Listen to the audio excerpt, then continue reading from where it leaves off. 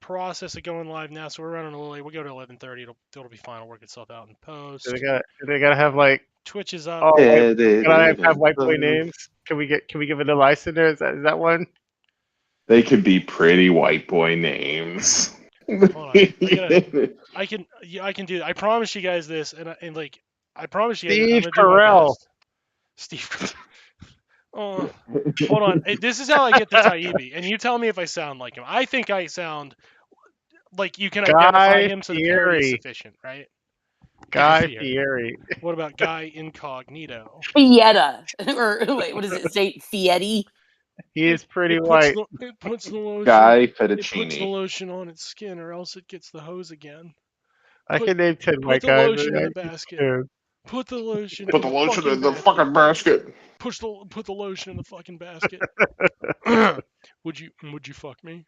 Would you fuck me? Fuck me. Guy Fieri eating some shit that like only a crazy person would like. I'd fuck me hard. Okay. Come and get it. So this is no, I don't want to get British with it. Deep fried fat, deep fried fat. God damn it! I was doing it earlier too. Son of a biscuit. I'm gonna miss it right now. I'm fucking been watching Bosch roll too much. Son of a bitch. Just say it like a man. Son of a bitch. Right now. Son of a bitch. Give me 3 sons. Son of a bitch. Son of a bitch. Son of a bitch. Son of a bitch. There we go. Okay. Give me 3 sons of bitch. It puts the lotion in the basket. It puts the lotion in the basket. Would you fuck me? Would you fuck me? I'd fuck me. I'd fuck me hard. Okay. So, you gotta make a song like that. So, I see when I'm falling Was she into, a big girl? Roomy? Oh, she was a big girl. Yeah. Okay, so I'm falling into what's happening. Do you hear it? I'm falling into that made up central like New England accent, that mid-Atlantic accent. I keep falling into that, and I don't fucking want to. Although, like, I guess Buffalo Bill did kind of sound like that, right? Because he was in that Maryland area. Yeah, he kind of. But I'm going too far into it, you know. So. Take me through the journey here. Where are you going here with this? I'm trying to get it. Hold on. It puts the lotion in the basket. Put the lotion in the fucking basket. Put the lotion in the fucking basket. Yeah. Okay. Yeah. It's a good one.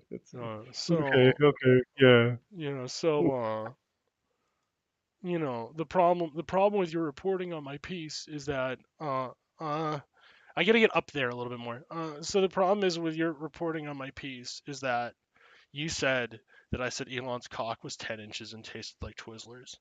And in fact, have you ever used my problem with you? No, hold on. Let me finish. This is why I don't like the left. Let me finish. What I said was that I can envision Elon's cock tasting like Twizzlers, and that it was 8.5 inches long after I measured it using the throat method, where I measured the tip of my throat down my own throat, and after I put it in my mouth. So you got to use the 3-throat method, sir. That is improper race science. Yeah, well, this is the problem with the left, right? You guys are so like addicted to race science, where I'm trying to do real journalism here about Elon's juicy cock. Hold on.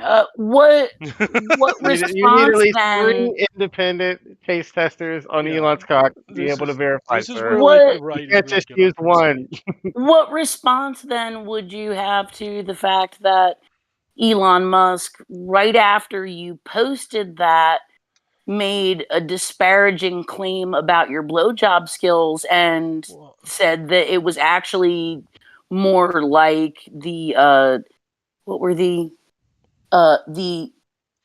sour stripy airheads. He said you give head like a bitch. Well, first off, yeah, pretty much. I want to correct it there. That wasn't a quote. Okay, that wasn't the quote. The quote was that I gave the sloppy head of an alpaca in heat, and that it was a lot of tooth, and that I had a small, tiny, thin throat, and it was too hairy. So when he put his hand on my throat to choke me, it wasn't pleasurable. It didn't have the smooth feel of a shaved neck or a woman. Okay, that's what he said. I don't know why the left is obsessed with misquoting right-wingers, and people on the right, and people who just want to talk about free speech. You guys are so like really obsessed with misquoting the left. No, but let's just circle back. Would you agree with me when I say that? Never. However he said it, he implied you're bad at head right after See, again, you right- bragged about giving him head Again, and oversized him. again, this is the problem, right? Because I'm trying to tell you exactly what happened, which is the fact that he was upset at my performance, and I was upset at the fact that he lied about the size, and I did not make any misrepresentations of the flavor. We're gonna spend most of this interview with me talking about how you've misquoted me and decontextualized me even when you haven't. So like strap the fuck in, okay? That's what's gonna be happening. Strap the fuck in. Strap the fuck in, because that's all that's gonna be happening here. I don't really have a shtick beyond just claiming you've misquoted me and put me out of context. In that way, I'm kind of like an even dumber version of Sam Harris, okay? What? Like I'm as What? dumb as Sam Harris, but I'm not as intellectually rigorous either. And this is the part of the left that I just hate. I wish you guys would just, just properly quote me and understand what I'm trying to do here, which is to facilitate a lot of right-wing fascism. I thought it was to facilitate choking on Elon's cock and balls. No, I do that for the love of the game. That's pure love of the game. Oh, God. That's love of the head game, baby. Yeah, that's been, and I think like I don't have I had it earlier. I'm really upset with myself. I've lost it. I had it earlier because you have to do, but like this is so bitchy. But I like have nasal drain right now, and it's like really screwing with my ability to do voices the way I want to do them. They're not coming out right, so I'm like kind of pissed off. Everything's coming out mid-Atlantic. Everything's coming out mid-Atlantic. Yeah, if you wanted me to do, if you wanted, see, I can't even do that. If you wanted me to do this, if you wanted me to do gay actor Michael Douglas like they do on Come Town, I could do that right now. But Gay actor Michael Douglas. Yeah, it's like Michael Douglas. My favorite of the gay actors. Yeah, gay actor Michael Douglas, right? But I could do that right now. But like, this is just giving me, it's giving me guff, and I hate it. Well, hold on. You're saying that you've got too much of the Mid-Atlantic accent going on. So I'm going to test this. There's a town near where you live. Okay. And the town's name is blank town. And it's a very common man's first name. You mean Jonestown? I thought he was saying Hometown. You mean Jonestown? That was what I was listening for. Did I do it right? Jonestown. Jonestown.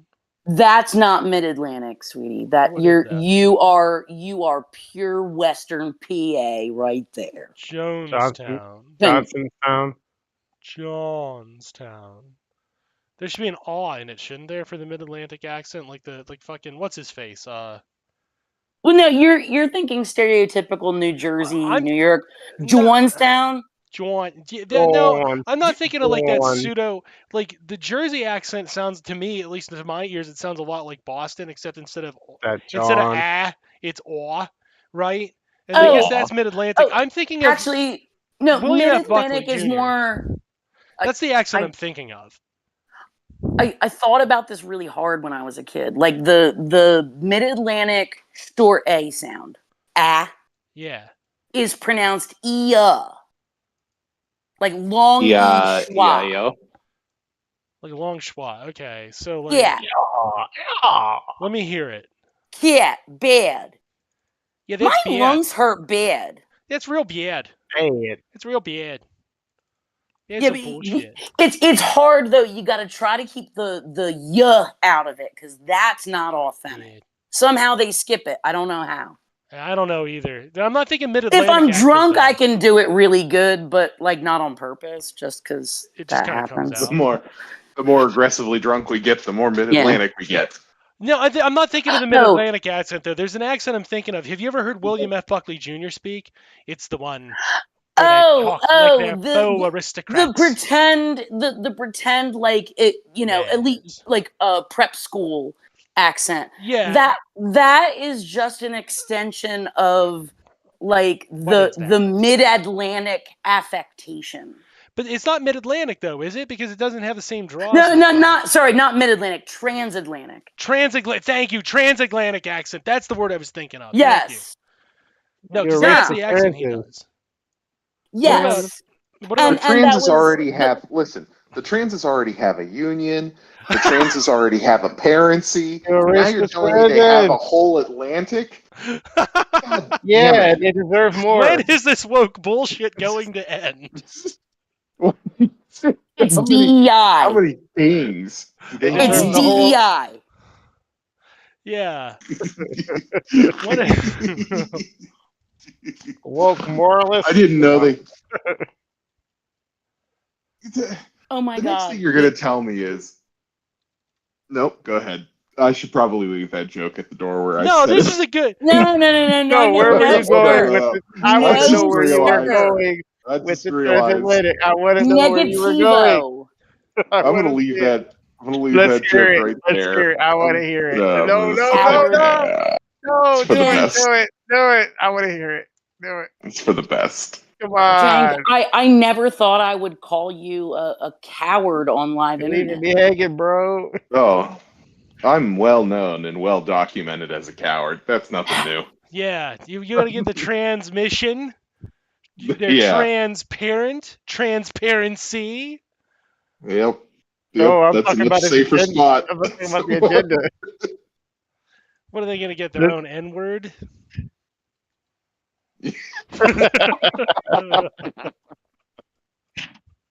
That's fair. Fuck. That's Is that fair. next? Are they going to take that too?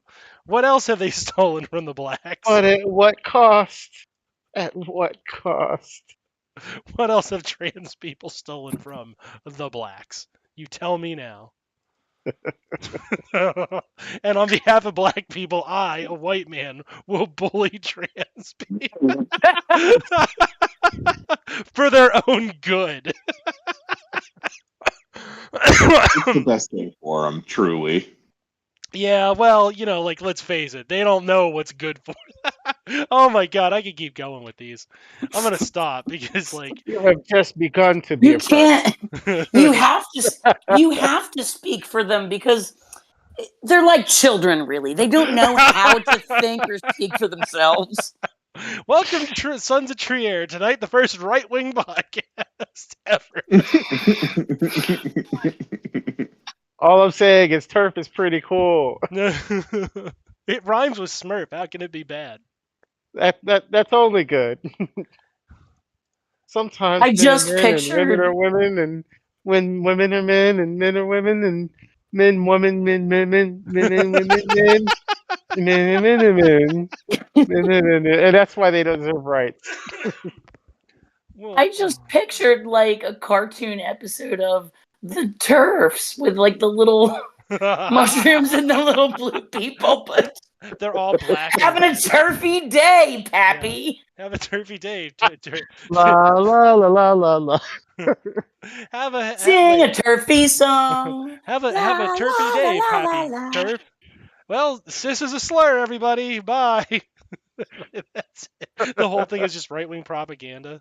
Holocaust didn't happen. Bye. Oh man, That is the only time you would root for Gargamel, isn't it? Because Gargamel would be like, he's already coded as a Jewish man sneaking around doing things. But now you're like, I hope that Jewish dude ruins these guys' day. Gargamel's like, I got all the turfs, all of them together, and I'm putting them into a stew, and I'm gonna eat them. Yeah, go Gargamel. Go, you creepy white bastard. And I'm like, it's not a bad plan. Oh, Not help a plan, us. Gargamel. Save the turfs. Nah, we're good. Can I do your GoFundMe, Gargamel? Can I just donate to your cause? have you got an only turf set up or something? Only And only turfs. What? Wait, hold on. So what is Gargamel trying to turn the turfs into? Because I assume food. Food. Yeah, he's just gonna well, kill no, them. because Gargamel's in he's a the trans Jew. Smurfs, He's a trans but in the Jew. Smurfs, the Smurf was an important ingredient. Like it involved making gold. Oh, so it was like an alchemist Is that thing? what he was trying Yes. to Yes. do? Turn That J.K. makes Rowling him into being gold. that makes him being Jewish coded a lot worse. Uh-huh. You can totally, That's a little you can totally, problematic now. he can totally turn J.K. Rowling into gold. Yeah, for sure. Oh, like, well, it's like she did with the goblins. It's fine. Yeah. Yeah. Showing I'm back in on it and now.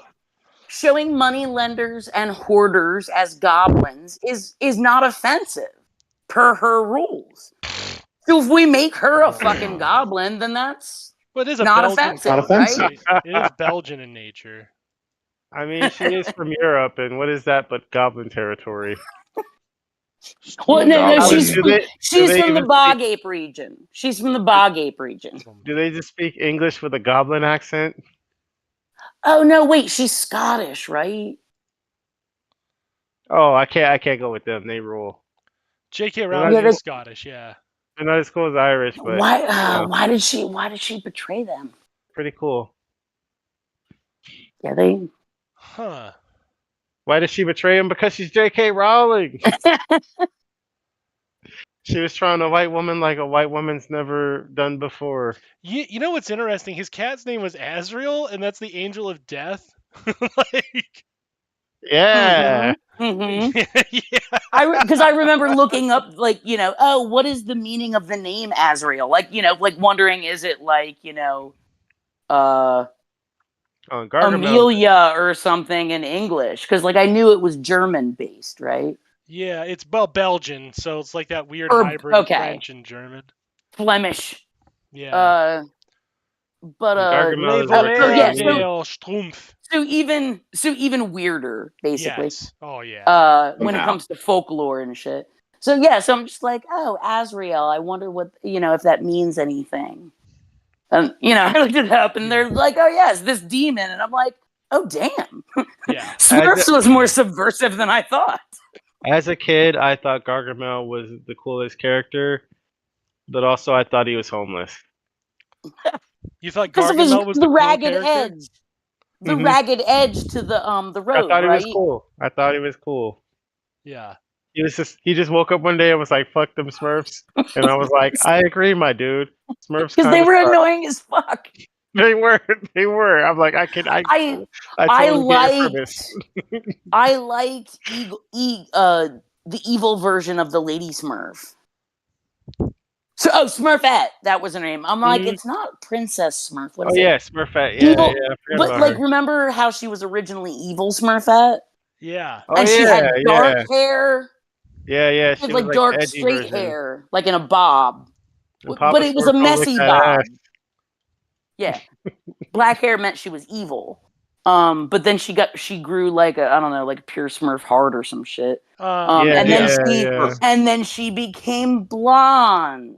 Right. Mhm. And then she smurfed the Smurfs. Right. Then she started smurfing them up. And then you had even Baby as a little Smurf fucking kid, I knew that shit was not okay. Yeah. And I'm like, oh, fuck these Smurfs. Even her eyebrows were even her eyebrows were bitchy in the original art. Yeah, they're like pointy. Yeah. So here we are as kids wondering, so what if a couple Smurfs go missing? Exactly. Yeah. You don't need all of them, right? Actually, Surely you're not going to need you're going to need Handy, but you're not going to need. There's a couple you can get rid of. No one needs any of them. MJP up against the wall with all Smurfs. Oh, Smurfs. Every single one of them. You can't trust one of them little blue bastards. Yeah. Oh, especially not Papa Smurf. The implication. What would they be? What would they be like? Murray's? Like there has to be like some sort of derogatory term for Smurf. Well, it is Smurf. What is the Smurf slur? It's Smurf because like it's undefined, so you can use Smurf for anything. And are you wearing Blueface, ma'am? Yeah. I want to point this out. There's only been 3 quote unquote female coded Smurfs, but Smurf society is coded as being very masculine. A whole 3? There's a whole 3. Yeah, there's 3 of them. But here's really important to think about. They're all coded as male, meaning the Smurfs is a turf comic. Because it's implied that those are 3 men just dressing up as women. and like everybody treating them that way. And if we think about how Smurfette is created by Gargamel, who can somehow create Smurfs, right? Or at least things that look kind of like Smurfs but aren't true Smurfs. And she's parading around pretending, that she's not an actual Smurf, and then she transitions into being a Smurf. But she's also the source of a lot of ire, and she's a traitor to people who are, coded as being their own gender, right? There's a way to read this where it's a very turfy comic, and I think that's kind of disgusting. I hate the Smurfs. Kill them all, Gargamel, and then kill yourself. You're all bad. Everyone being bad is always an option. Everyone being bad in this comic is always an option because, obviously, Gargamel's a Jewish stereotype, so he's bad.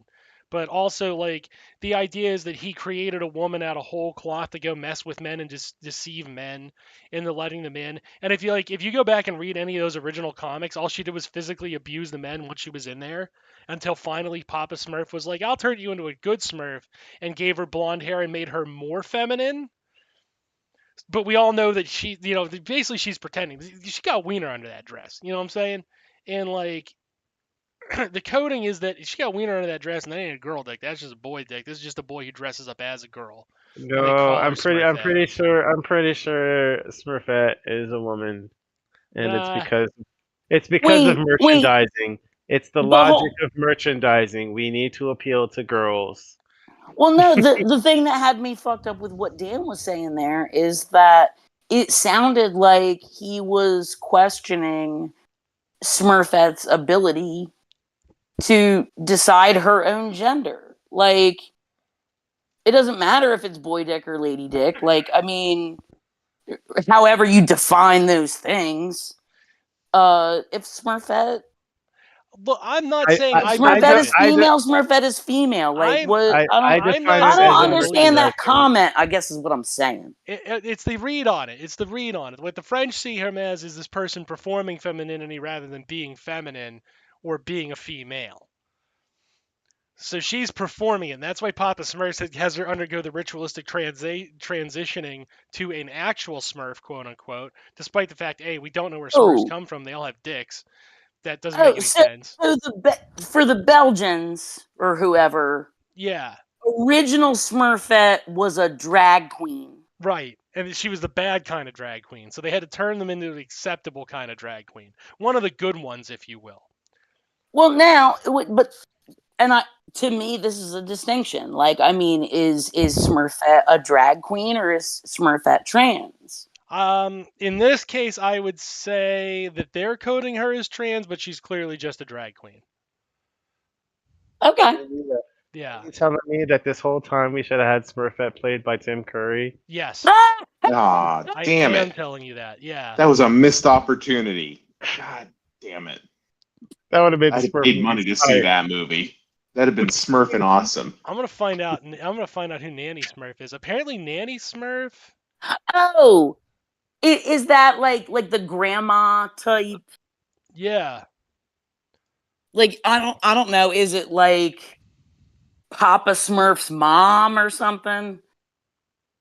Because I don't think they gave him a wife ever. Again, I No. think she was a merchandising opportunity. Well, probably. I'm just wondering how they retconned her in. Well, they. She has a very. You're such a pessimist here, MJP. Why aren't you playing these nonsense games about corporate about decisions about in the a corporate Smurfs? room? In a corporate Yes. room Yes, with corporate exactly. people. You're picking up exactly what I'm putting down. I'm I don't confused know why the you're not. relationships. Smurf Society just does not make sense to me in the way it's coded, because the way Nanny Smurf is coded is she is actually coded as a female. Just to be not a clear, drag this queen. is the problem with Smurf Society. This is the problem with Smurf Society. Pebbles and Bam Bam was inevitable. What? Pebbles and Bam Bam was inevitable. Of course they were inevitable. You had to show them having kids. It was gonna happen, and you let it happen. Do you know they had a show Yeah. where they were it was a sexy thing. teens? Uh-huh. Yeah, that's weird. That is weird. That is very weird. Ask Betty where she was last night. Ask Betty where she was. Where she was. She was Bam Bam. Bam, bam. Yeah. I hope to God that he did not say his own name while he was, invariably Oh, you know he doing did. You pebbles. know he did. No, he did. You know he could not do it. Yeah. When there was a time where he got to do it, he's got to do it right then and right there. Hi, home. Can I do Barney? Can I do Barney from The Simpsons? Hiya, Homer. Homer. Mm, No, not really. You kind of know where I'm going with mm, it. yeah, it's not your best. A little lower pitched But and the bar is quite Hiya, a high. little more gargly. Hiya, Homer. Hey, Homer. Hey, Homer. I think that's great. Hey, Homer. Did you know? We need to get him on an episode of The Simpsons stat. Hey, Homer. Did you know that there was a TV show in the '70s when we was kids or not born yet, depending on the continuity line, where where Bam Bam was doing pebbles. Hey, Homer. And you know he had the I don't know Bam why I Bam. find that so You funny. know I he just had the like Bam Bam. Hey, Homer, do you think he yelled out Bam Bam during? I do. Yeah, Homer, when you got me into Okay, that one drinking, was this is what I good. spent my time doing. I'm sorry, I know it's dumb, but I think it's really funny if Barney's just really into old cartoons. He just nags Homer about it. Like, that's an angle they haven't worked in The Simpsons. They've tried to better Barney. I think they need to make Barney like an old fat version. Actively worse. Yeah, yeah, they need to make him an old fat version of every boomer we have. You know what I mean? He's like obsessed with old TV and trying to be, "Hey, Homer, did you ever notice that we was promised society like they have in the Jetsons, and that they went back on it? You can't even get a treadmill that lets you float in space now. What a bunch of bullshit, Homer." Hey, Homer, the bunch of guys are going down to the Capitol and gonna overthrow it. You want to come with me?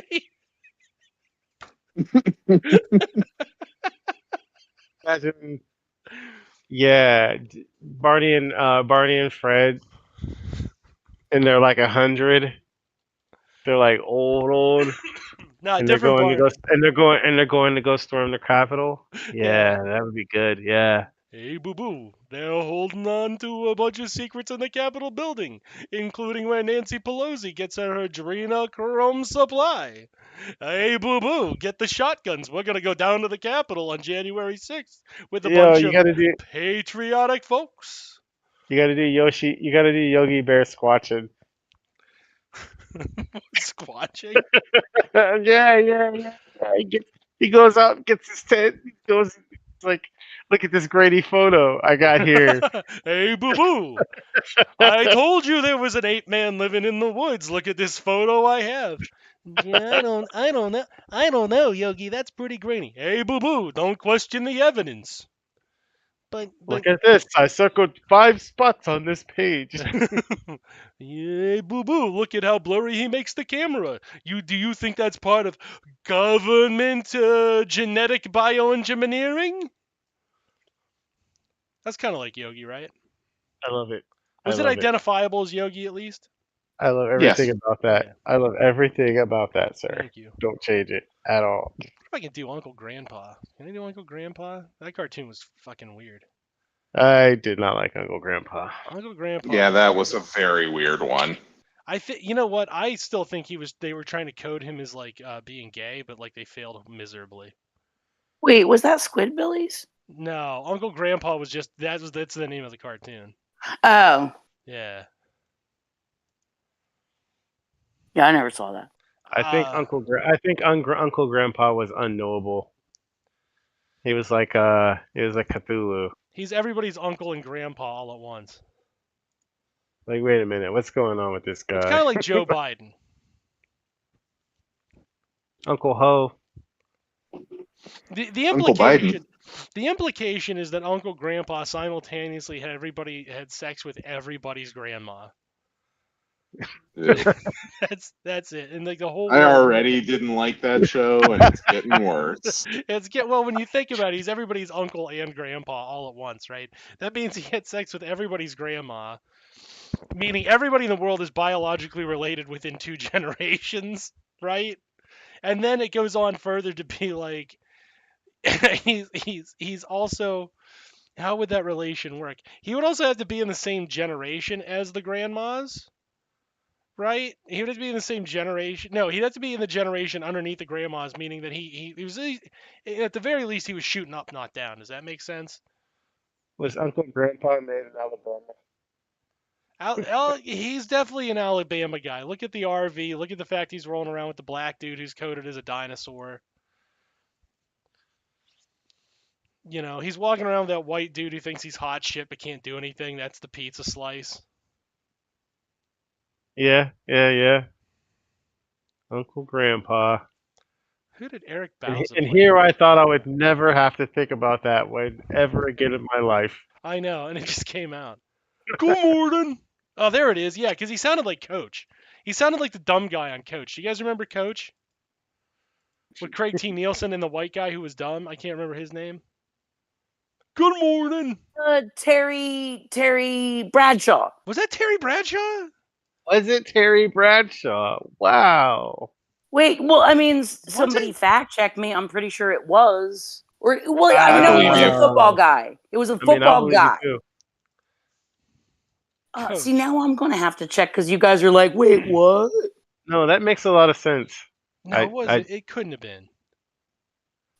There's Craig Theodore Nielsen, Shelley Farbus. Oh, he's Jerry Van Dyke. Well, that was the older dude. Fagerbach. Patrick Starr.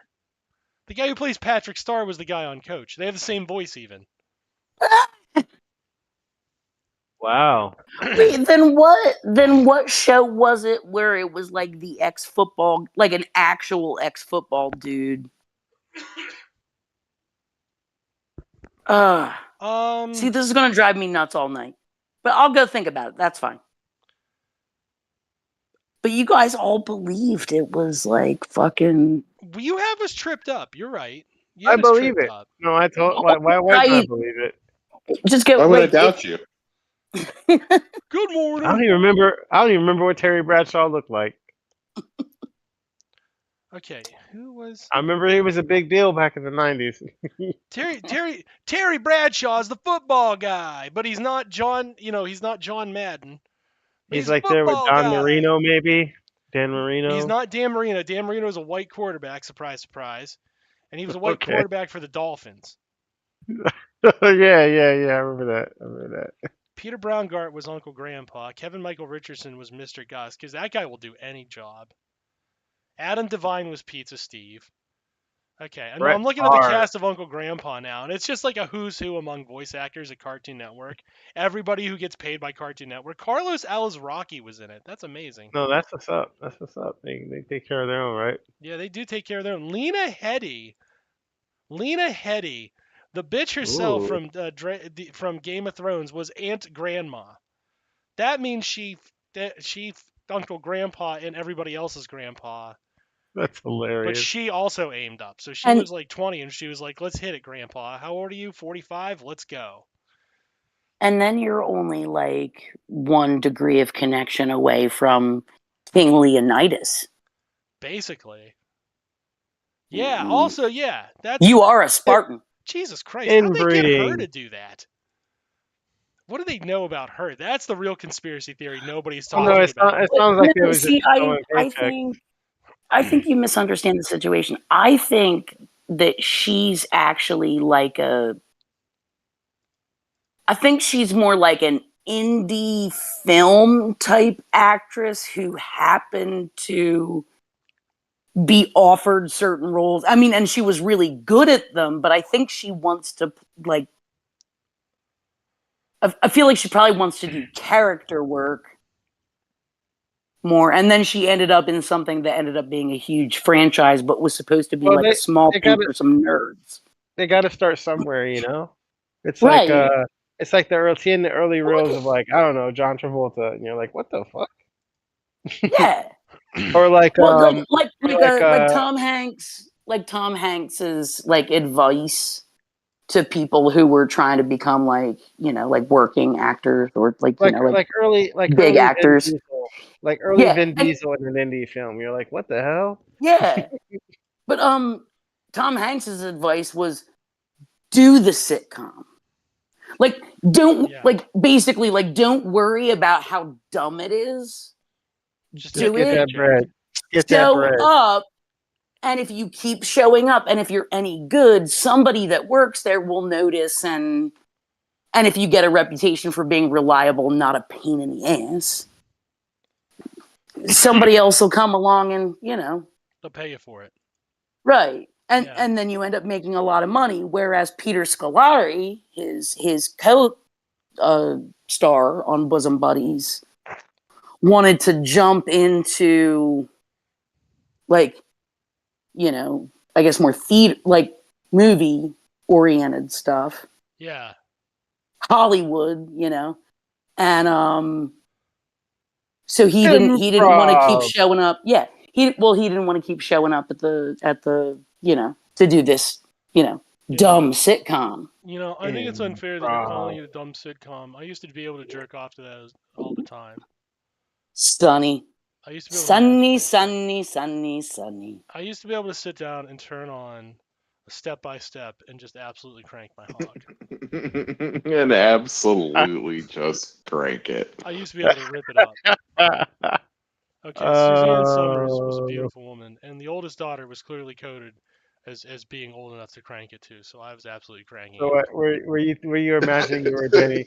Were you imagining you were Danny Tanner? That's excuse me, that's Full House.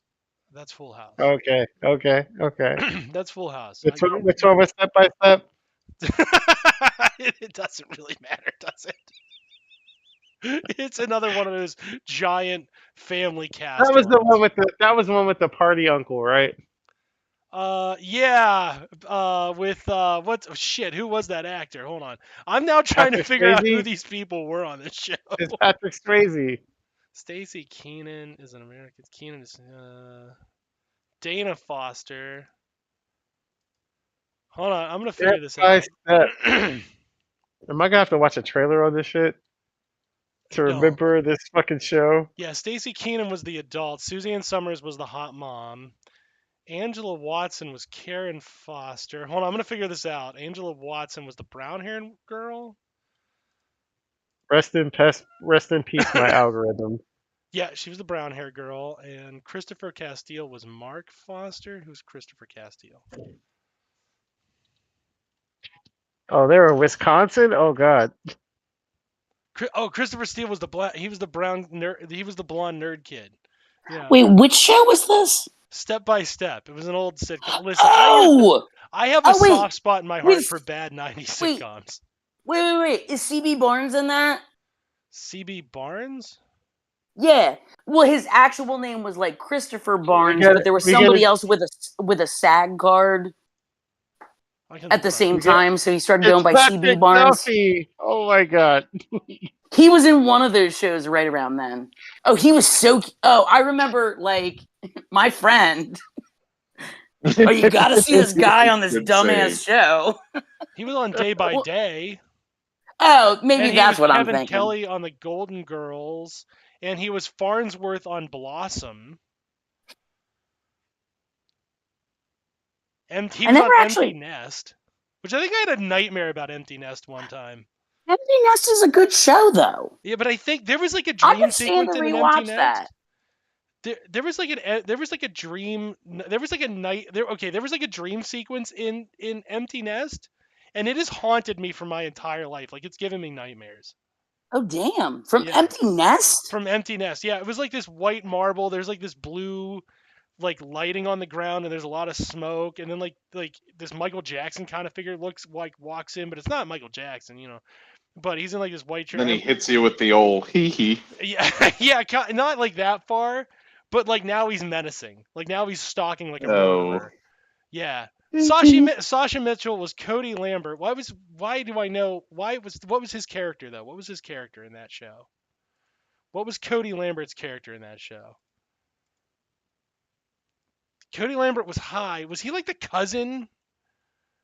Was he like the cousin or supposed to be the fun uncle? Because the one boy was like a sex offender.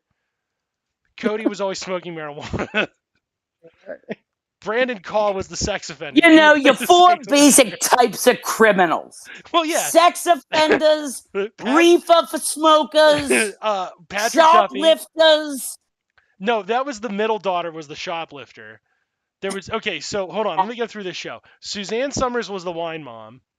Patrick Duffy was the contractor who was not paying taxes properly and not paying labor properly, and definitely had hit somebody with a pipe to collect bills, right? And then his oldest son was like he was a sex offender. And then there was Cody, who was like horny, but he wasn't a sex offender, but he was always smoking weed and like doing a shit ton of drugs. Then there was the oldest daughter, who was clearly addicted to whatever Chinese parents in America give their kids to beat the white kids, like hands down, and like cocaine and Adderall. She was like an Adderall fiend, right? And then there was little bath salts in there. Yeah, little bath salts. And then there was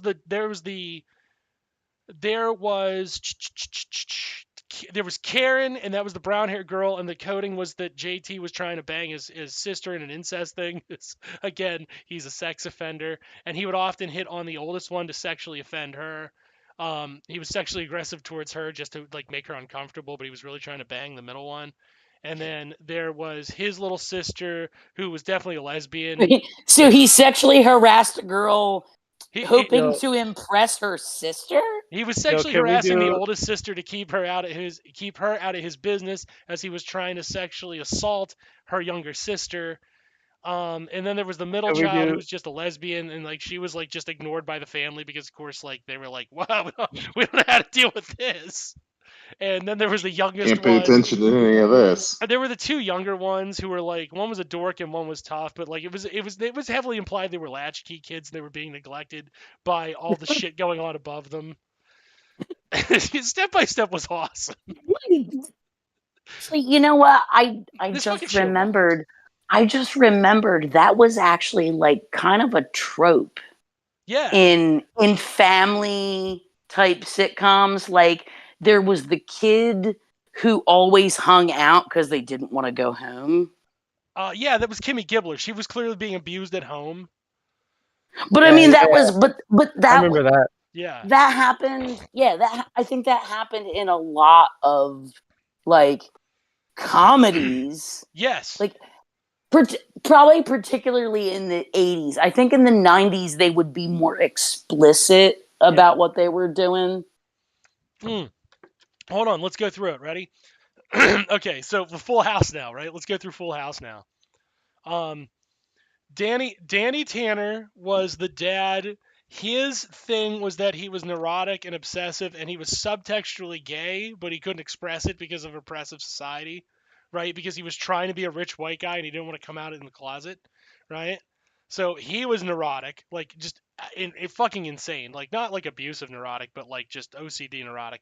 Well, I guess that could be abusive, like if you just spray bleach in a kid's eye because you're fucking filthy, you know? And then there was Jesse Kostopoulos. There was he smoked weed and he drank too much and he was partying too hard. We had Joey Gladstone, who was just a fail son, who thanks to his two relatives, right, was able to fail upwards. Because he, by rights, should not have gone as far as he did. Like, let's face it, he shouldn't. Wait, hold on, though. Like, was it even his two relatives? Because wasn't he the dead wife's brother? I forget what his was that, or was that John Stamos? I thought John Stamos was the dead wife's. Hold on, let's find out who his wife. Pam.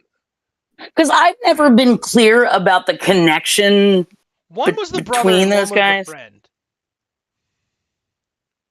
Well, just a random Pam's younger brother. Pam's younger brother is Jesse. Wait, Joey so and his Dave friend. Oh, they're gay together. I got it. They're gay. We just figured that out.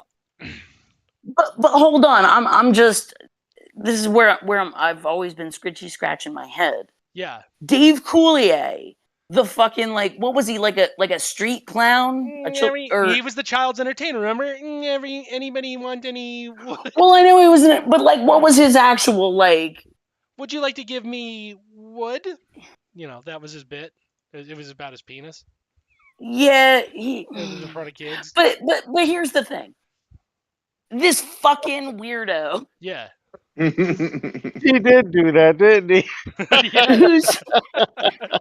Who's trying to like break into the comedy business in but weren't they in San Francisco? Yeah. So not LA. Not LA. No. Okay. So this random ass friend of yours who's like quote unquote trying to be a comedian. Your wife dies. You got all these fucking kids. Her younger brother comes and moves in to help out, like, which, might work out, but who knows? Yeah. And that guy? So, like, okay. So here's the coding, right? Here's the coding. Dave Coulier and Danny Tanner are best friends since childhood. Danny Tanner meets Pam at some point. Puppeteer. Hold on. It gets better when you really think this through.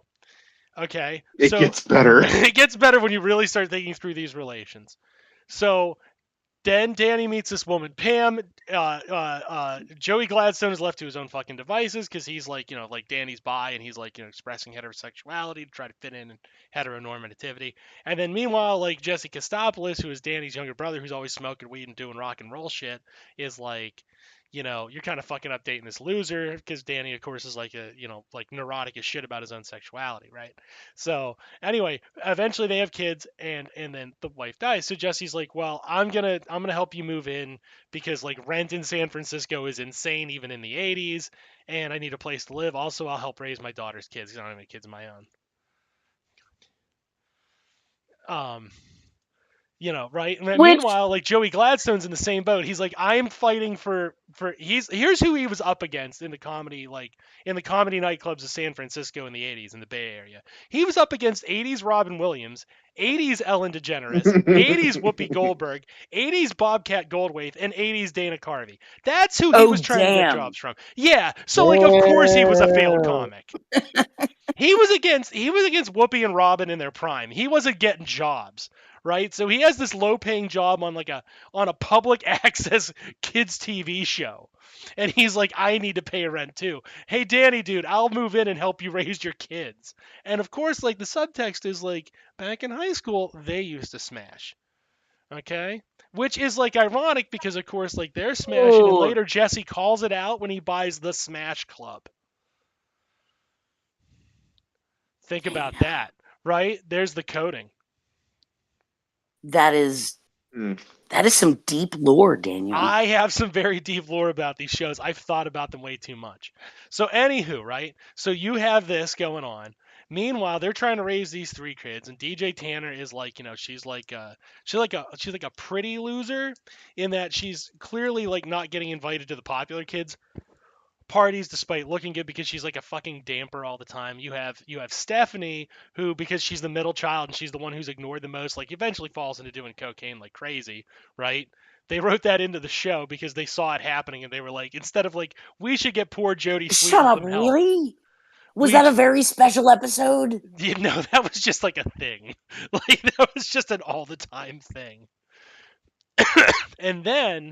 And then, of course, you have the youngest daughter who they all dote on because that's the one they're like, we can get this one right. She doesn't have to be a loser and she doesn't have to do cocaine and whore her body, right?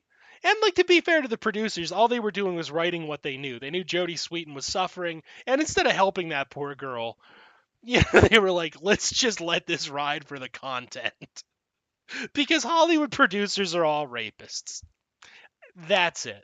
So like then Jesse hooks up with Lori Loughlin, who's clearly like the coding there is for Rebecca Donaldson is like she really, really hates the fact that she has to be as white as she is. She wants to be that rich, but she still wants to be like psychotic. So she's having a permanent midlife crisis, and she expresses that by banging this loser, Jesse, and then getting pregnant. You know what I mean? Like, that's what happens. Meanwhile, you have Steve who's trying to pressure DJ into not being a total fucking loser, but it verges on the realm of sexual assault for laughs. And because that's funny these days, it is the 90s. And Kimmy Gibbler is clearly being abused in her weird ethnic household. But the funny thing to do is to torture that girl instead of, again, like being like, Kimmy, do you need help? Because like we're right across the street. You can just live here. You know what I mean? Like you can just stay here. It's fine. We already have QED. yeah. Yeah, it's NBD because we already have 90,000 people who aren't blood related to my core family anyway. You can stay here, and like the only thing you have to do is not like be weird. Like we need to get you out of your weird ethnic household. I mean, what was that the problem though? Was it an because I don't remember there being anything particularly ethnic. Oh wait, we're talking about Step by Step, aren't we? No, we're still talking. Now we're talking about Full House, and in Full House, she was vaguely ethnic. They never pinned her down to it. Yeah, they never pinned her down to an ethnicity because like that would be like, you know, like then they would have to make a definitive statement. So, but her family was vaguely Eastern European. Oh, well, when you said ethnic, I thought you meant brown, and I was like, no, was pretty fucking pasty, my friend. Yo, yeah, like, she was. No, she's vaguely. She like Eastern so, European. like you know, Ukrainian immigrant type. Yeah, or Slovenian. Czech, or I'm guessing Czech, Slovenian, or Croatian. Wait, hold on. Let's think about this time period.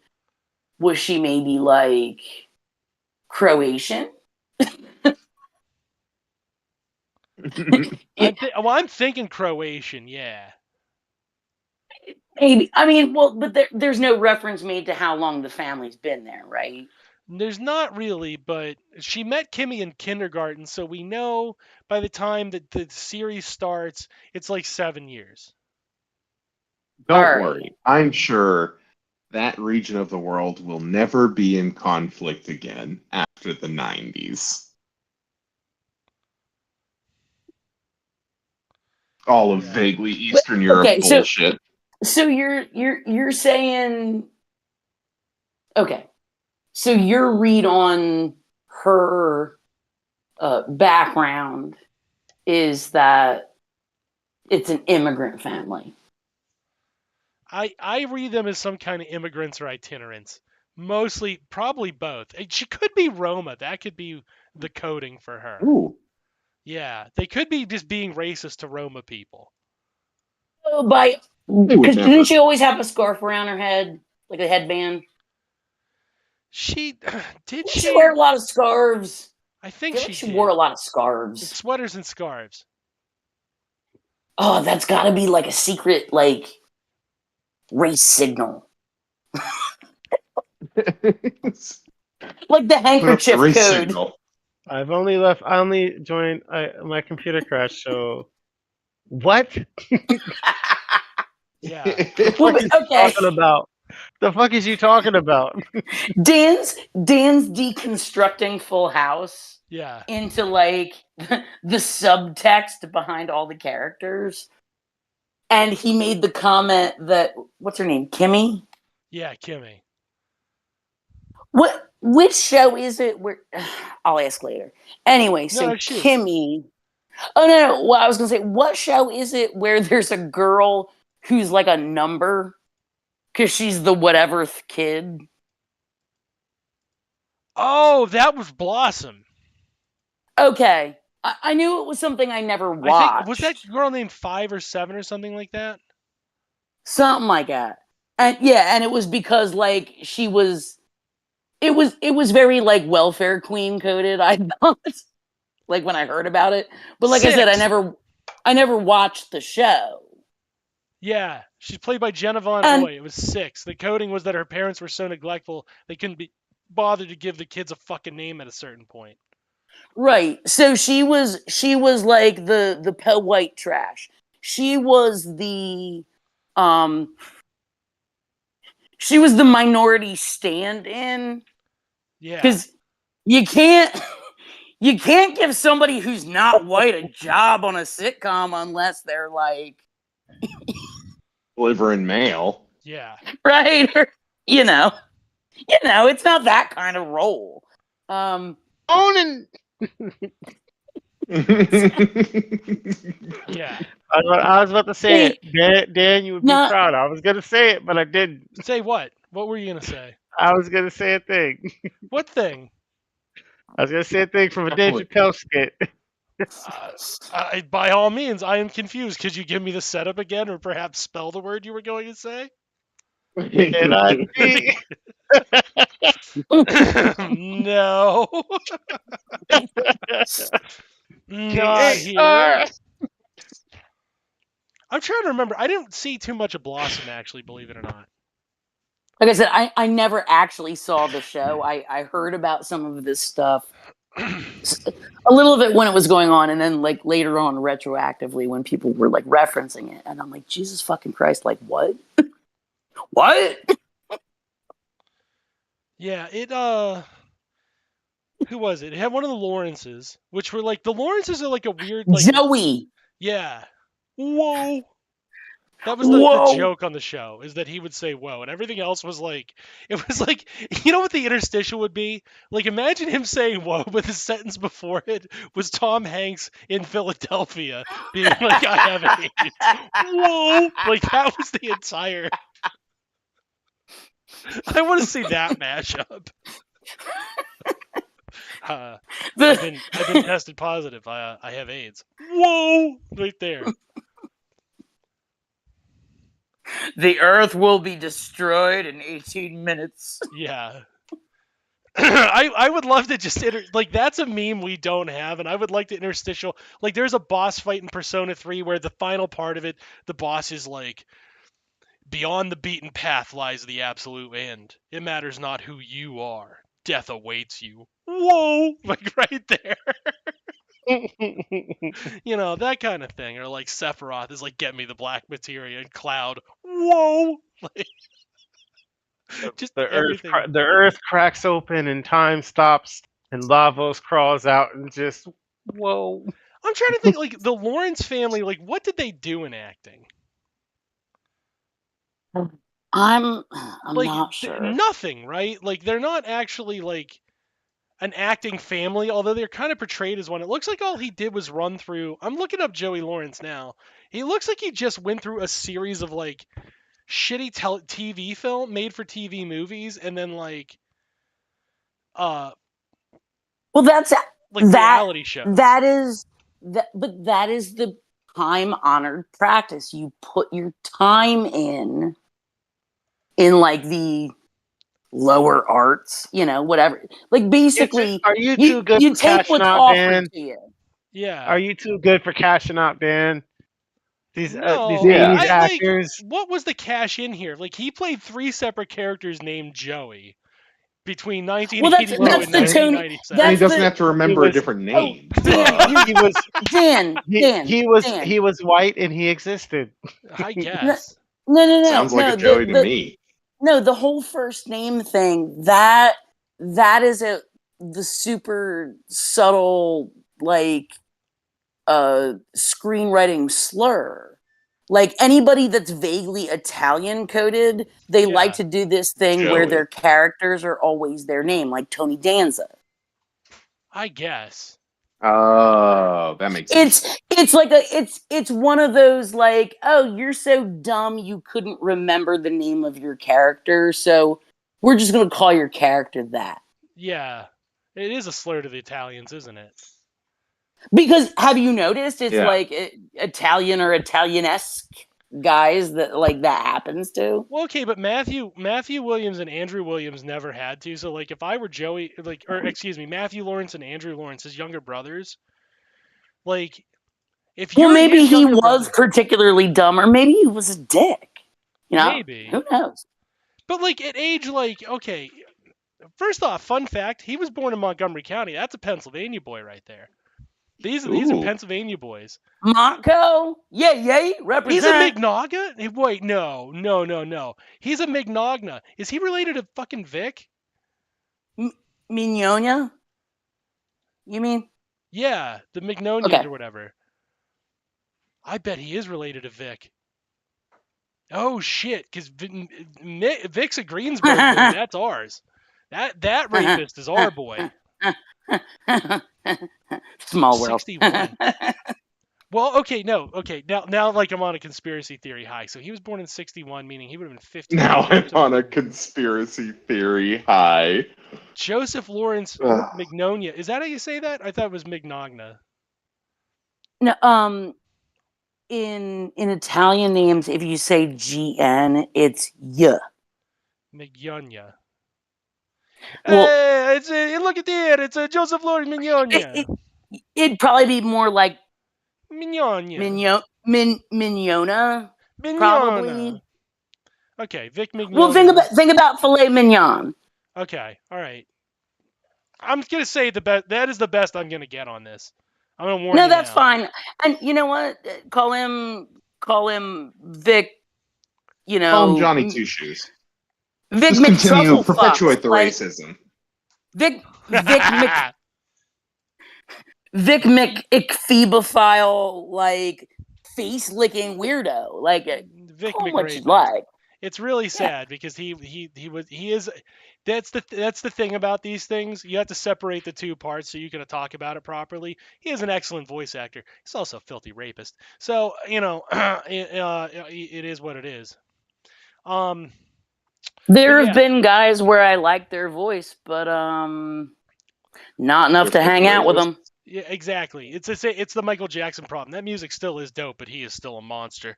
Is what Yeah, it is, both can be right? true. Yeah, both are true. So That that's was why I a get great kind of pissed they performance, censor those episodes. That was a great performance, Mr. Jackson. Now kindly fuck off. You could do that behind bars though. We can get the stage. We could split the difference. You can continue to sing all you want, and we can take your work as and the sales from it as reparations for your horrendous list of crimes. You can do some of that work now to pay people back. Okay. Yeah.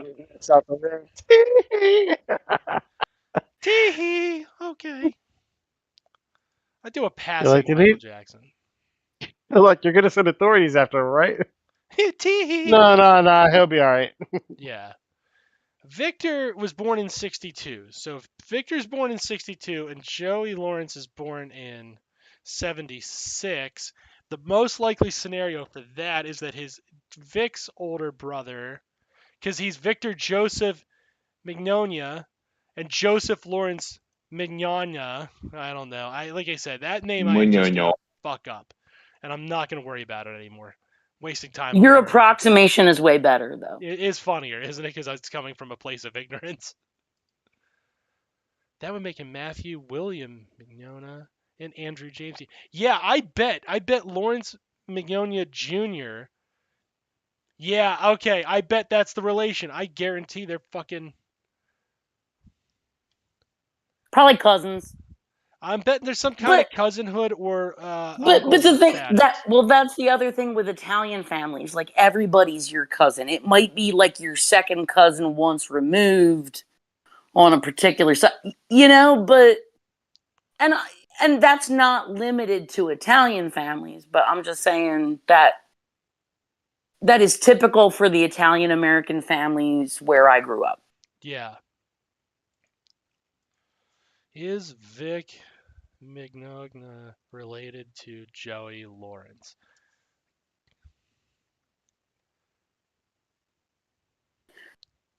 They're saying no. They're saying he's not a relative. Who is they? The internet. The internet sleuths. The first answer on the internet? That's the Google answer. But it is coming Yeah. from Colonel Boozy Badger, so I don't know. Well, you know what? Oh, I would trust Colonel Boozy Badger.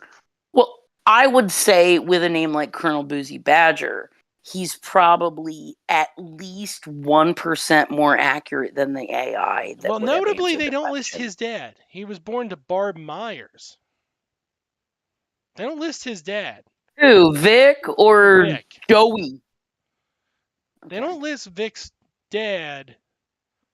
I'm Ooh. betting. Was she his they got a name for the side piece. Guma. Yeah. Yeah. Alexander Dumas is a side piece. Barbara Myers of Greensburg. Oh shit. 66 in 2012. She is survived by her first part. Okay. Robert Parker. Signed by Paul Myers. Probably not her.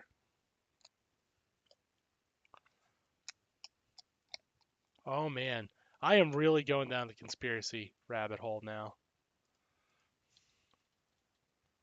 Okay, that's it. Now see, the reason we're doing this is to demonstrate demonstrate the fact that this is how the government covers shit up. This is why I'm going to go to a New York courthouse here in a few hours and set myself on fire.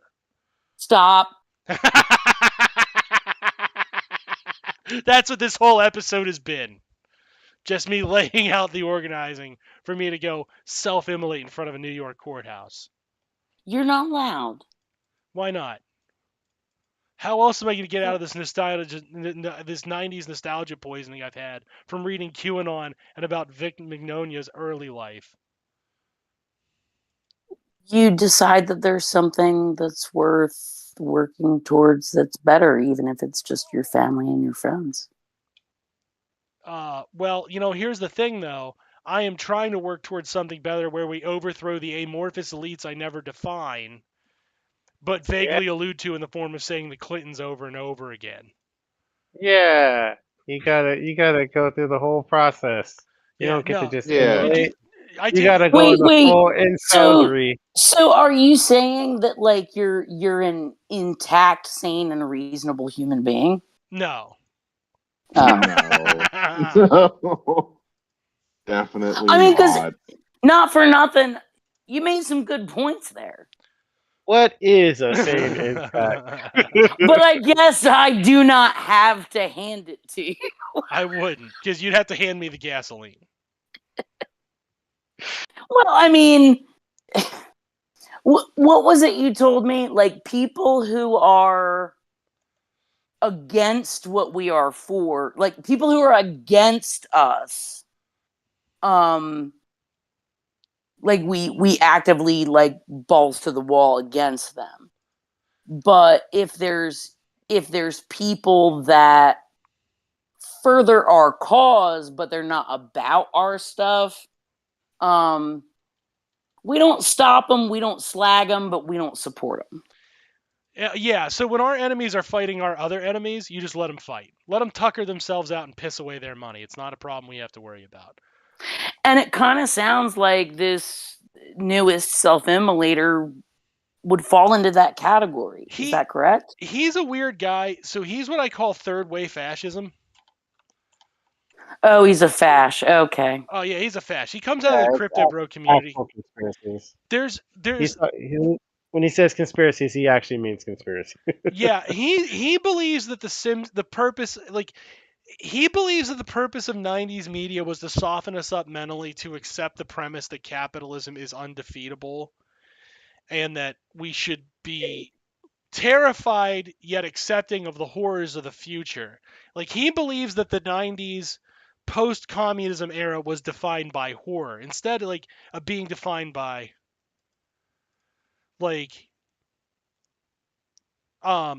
instead of being defined. I haven't heard a lie yet.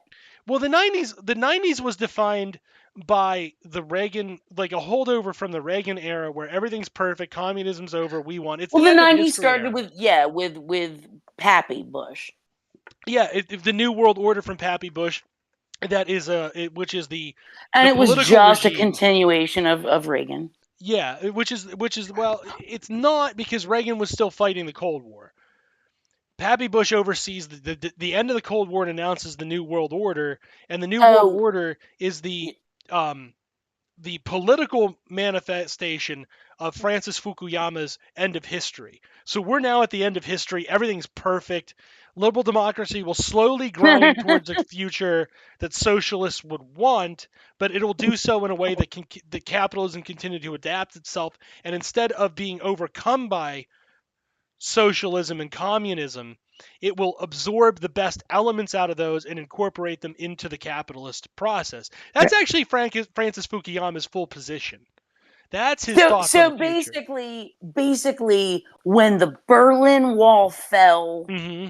and there was glasnost, after You know, Glasnost and Perestroika, the wall falls. Perestroika, that was the one I couldn't Mhm. remember. I love, actually, that's an awesome word. But It yeah, is. so once that happened, oh, now these benighted areas will benefit from the glories of democracy.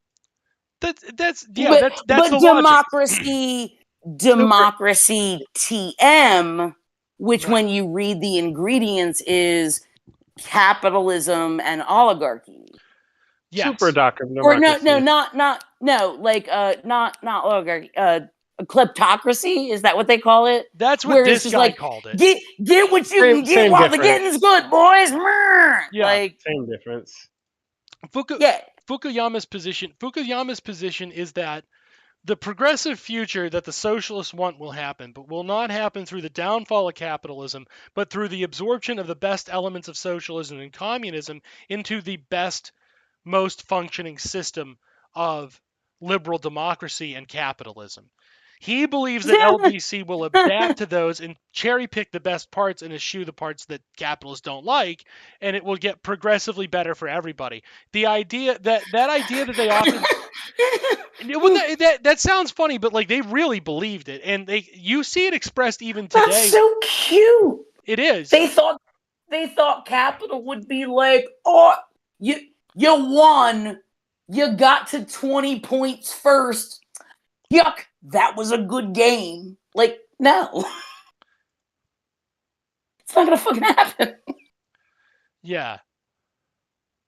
The idea was that, like, because of the way liberal democracy functions, like, you heard Obama express this.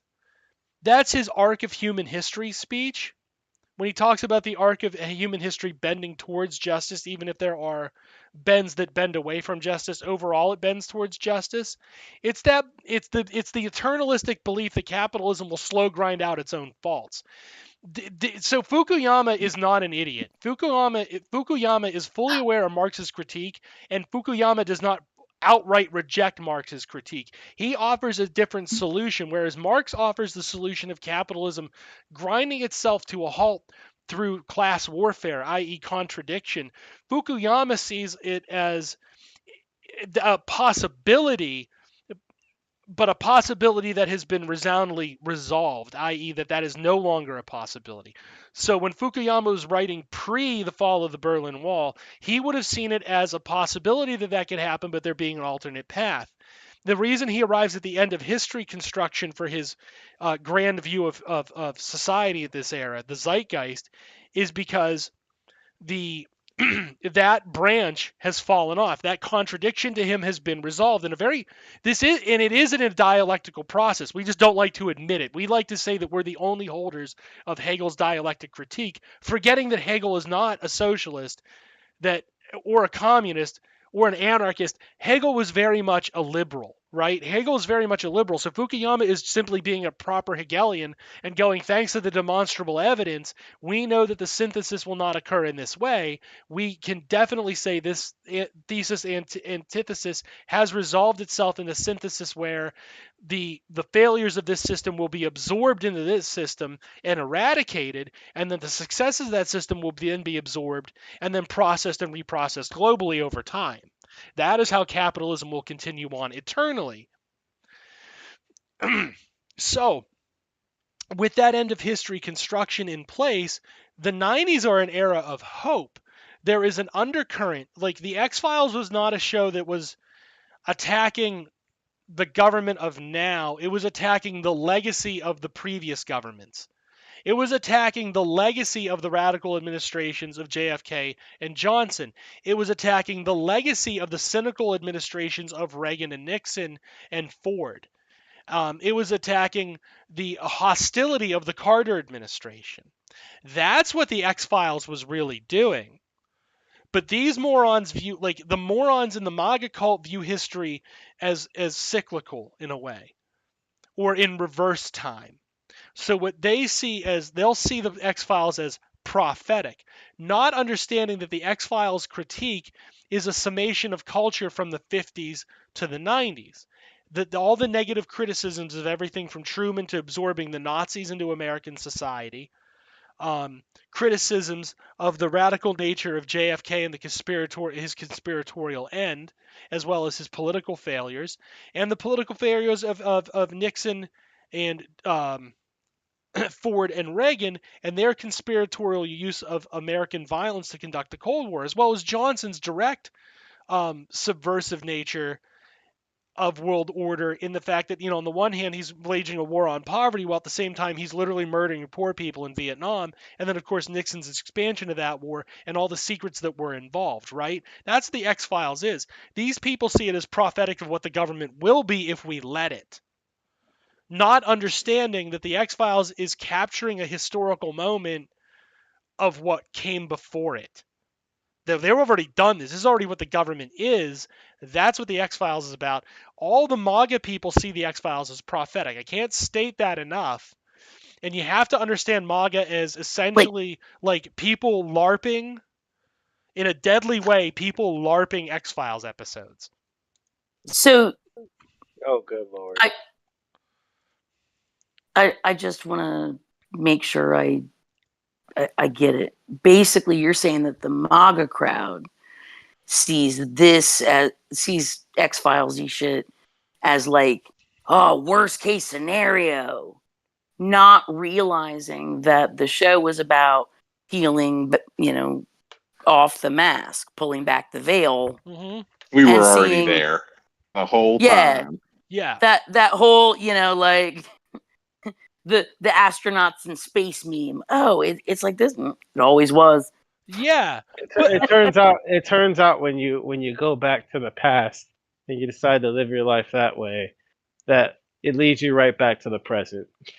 Well, that's how they view Right. time. I don't think that's true, right? But that's how they view time. Their conception, like people will be like, everybody knows time goes forward, and like in a matter of physics, yeah, even if it goes extremely slowly, it goes forward, right? Physics is also an odd beast. But if you also notice, they're also very enamored with like 60s theories on time, which is something that was going on when they were all children to hippies.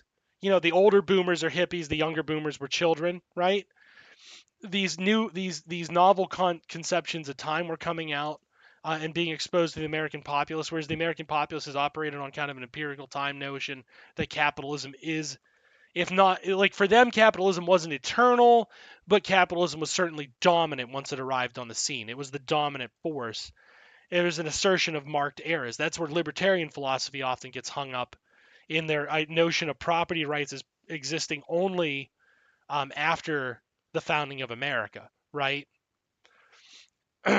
So that kind of delusion is still built into them. But then, like when you start looking back, at like the list of their conspiracy theories, it's a lot of like movies from the 90s, and especially the X-Files is the single most damning thing. Whereas like and it's funny too because Chris Carter was definitely a boomer, but Chris Carter would still be a vague leftist, like Bernie Sanders-ish. That's how that guy's personality actually is. Like, honest to God, like he's a Word. Bernie Sanders I feel guy. that. Right? But like, you wouldn't get that from watching the show. But for him, the show was a type of entertainment to attack, the brutality and horror of capitalism. The show did not exist to be this reactionary predictive force. But like everybody who's good in art always ends up forgetting that art is inherently reactionary. It just is what it is by its nature. It is something to capture and express an emotion and then force a reaction into the viewer and to accept that it's knowledge they've always known or knowledge that it's secret knowledge they will come to be revealed. That's what's really going on when you have any kind of art that actually is explicitly beyond just simple pablum like the Norman Rockwell painting. Is that who I'm thinking of? The guy who just does those fucking super banal paintings? Yeah. Yeah. That's the guy. Well, I mean that applies to a lot of guys, but like Norman Rockwell sure. was the he was an illustrator for like what was it, the Saturday Evening Post Yeah, something like back that. in. Yeah, so He he was- did. I mean, he did propaganda, like, but I don't know. My thing with Norman Rockwell is like he was a working artist, right? They were probably paying him really good money. They most certainly were, and their pictures and are pretty, he's but not. they're banal. Yeah, like I mean, his ability to show what he's trying to show, I think like is admirable, and like the look of his stuff, it is appealing. You got it. The one of the Yeah. Thanksgiving dinner.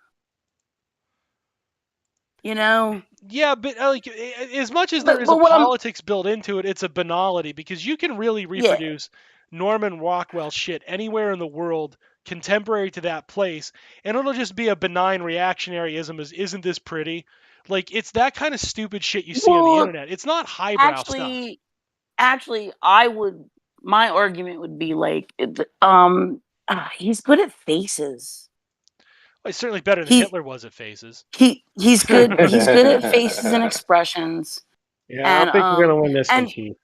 Is that who? I can't be Norman Rockwell. I'm thinking of then. Well, There's an artist. no, but what I was gonna say is like, okay, so there's this current Thomas dude, Kincaid. Oh my Thomas God. Kincaid. That's yes! who I'm thinking of. That's who. I'm the sorry. That's who I'm painter- thinking of. The painter of light. TM. The most boring, banal asshole ever, and not because like it's evil or promotes fascism. In reality, it's because it's boring, banal shit. It's pretty enough, but it's all pabble. He's painting. He's painting. Wait, hold on. I gotta stop laughing. He's painting like nature scenes of model train terrain, like a little village. Are you telling me that I set up each one myself? I put the little lights in, and oh look, if I let me knock this down. Are you telling me Thomas Kincaid is the big boy bucks of painters? Yeah, basically, but like that's my point there. Like, Kincaid's boring, right? Kincaid's work is incredibly boring and dull, right? Oh my God, like AI, like pretty much any AI art is more inspired. Yeah, not if you're an '80s grandma. Right. Then that shit was lit. If you would definitely want to have a Thomas Kincaid print, or like I don't know how they were sold. Like, could you get them in like pretend like oil paint? I thought they didn't have in the frame with the gold edges, but you only mount that next to it runs the hutch that's got the Capodimonte. Yeah. No, or whatever little porcelain knickknacks of choice. Yeah, like, but that stuff too is just banal art. It's iconography of a banal idealism, and like people would be like, those puppies got giant eyes, and those 3 wolf's moons. Ow, bro! Oh yes, the wolf art. I forgot that arc. the generic stolen from Native Americans and then genericized for Americans wolf art. People still love that. With the moon, and the hounds and the balloons. Always howling. Americans still love that. Mm-hmm. I do have to say I feel a little funny about liking orcas as much as I do, knowing that they're very important to a particular First Nation, and I'm like, oh, am I appropriating like there's again, all that art. Well, no, but like that. No, but like that orca art, like there's a primary school there where I used to live, and when you walk in the front doors, there is a giant ass wooden carved. Oh, it's a different kind of orca. I feel you now. It's a native art thing. Like there's a certain look to it, and it's like, oh yeah, that's that orca. You're allowed, like, the thing with the appropriation is you're still allowed to appreciate. If a native artist made that, especially, you're allowed to appreciate that it looks pretty. That's not a problem. It's good of you to like. It's a good to thing appreciate to that like it's it. pretty. Yeah, it's a good thing. Well, because I mean, it's not just the piece of art, but like there's a symbol. Sure. when it shows up in things. Yeah. Like I said, there's like certain it's almost like if you're gonna draw this character, you have to make their outfit this color. You have to make the eyes this color, and to be official. Right. So it's like I'm allowed to like it, but I'm not allowed to get a tattoo of one. Of an orca or that specific way? That specific way, I'd say no, but you can get it. Right. Orcas. Oh, if I just wanted to get a fucking killer whale on which apparently is actually a type of dolphin. Sorry. Yeah. But I gotta go. You gotta get going. Work time. Yeah. It's getting late. Sure. Oh. Later, guys. All right, later, man. Good hearing from you tonight. Yeah, so I don't know. The appropriation thing, like you said, you're allowed to appreciate it. And you also have to watch the culture it's coming out of, because Japan actually thrives on appropriation. They need you to appropriate their shit. Right, but I can't read it, so I wouldn't want it on me. Right. I mean, that's fair too. Oh no. Right. I would be very Do you remember there was a girl in Utah back in 2012 or 2013 who got criticized for going in a Japanese style. It was specifically a Japanese style dress. I forget the exact style, but it was a Japanese style. No. Yeah, she got it to wear to her prom, right? Yeah, she wore it to her prom. It might have been a Chenga Sam. It might have actually been the Chinese style. Yeah, no, it was I'm forgetful, and I don't pay that much attention to women's clothing, especially teenage clothing from 10 years ago. That would be creepy, right? Right. I'd have been 27. That would have been weird. That wasn't typical teenage clothing, and it's appropriate for me to pay attention to it because, I do historical costuming. So yeah, anyway, it's infinitely more appropriate for you. But the point is, they asked people in that ethnicity here, and the people who were here were it's offensive to our culture, blah blah blah. And then they took the question to the main streets of the Mother Nation, right? And the people in Mother Nation was like, hey, she looks really pretty on our clothes. Nice. We rock. And they just walked it off. Because when they talk about that, is it appropriation of your culture is a very fair question. You're here now. You're not, this is your mother country. If if you can legitimately tag the word American onto it, guess what, pal? This is your home. It's the melting pot. That's how capitalism's supposed to function in the model. And you certainly... That's supposed to be a positive, not a negative of it. You let us know about your shit. And then we will modify it. You didn't keep good enough secrets. Yeah. Maybe we never should have let you see our women. if that was how they wanted to feel about it. Right. But instead they're like, oh, dope. That caught on. Nice. Yeah, they're like, damn, dude, now we can sell those there too. This rocks. Right. They weren't and we already have the patterns. Yeah. We already have the patterns. We're gonna make a killing. And sure enough, sales, they pushed that shit for a while for that precise reason. They're like, damn, they're doing it now. We got a new market. Fuck yeah, boys, let's make our money. They had no qualms about it, which is what do you do then? You know what I mean? You could argue that no, there's a racial segregation argument you could make, I guess. And that's what it would have to be, where no, it's always inappropriate to do that, but there's a slippery slope. Hold on. Can you use the excuse, well, they sold it to me? Depends who you ask. Yeah. It does depend who you ask. Mexican food, is it okay to enjoy Mexican food? Is it okay if a Mexican serves it to you? What if a white person is serving it to you? Yeah, we sound sarcastic, but we're not. That's real shit people have agonized over on the internet. Hey, yeah, no, and most of the Chinese food I've been served in my life has probably been cooked by Mexicans. It has. Right. Probably true. Right, that's what I'm saying. And it's but that doesn't, see, that's a bad example. Yes. I was going to say that's a bad example because I was like, does that make it inauthentic? And I was like, well, it was never authentic anyway. It was New York style Chinese. But I digress. That's not my point. No, well, let me put this one to bed too. Do you know what's authentic to every culture? It's all soups and stews. That's all every culture has. Soup, stews, and whatever unique local fruit and vegetable they have to throw in them. That's it. I would That's say authentic the cooking. dumpling. However, Almost every society has a dumpling. Yeah. Almost or every single one. adjacent, or adjacent, and Yeah. like whether you eat it in the broth Or not. or on the side. Yeah. You know, what do you put on it? But like I would say that's the other. Yeah. That's the other one. Those are the big three. It's soup, stew, and dumpling. Yeah.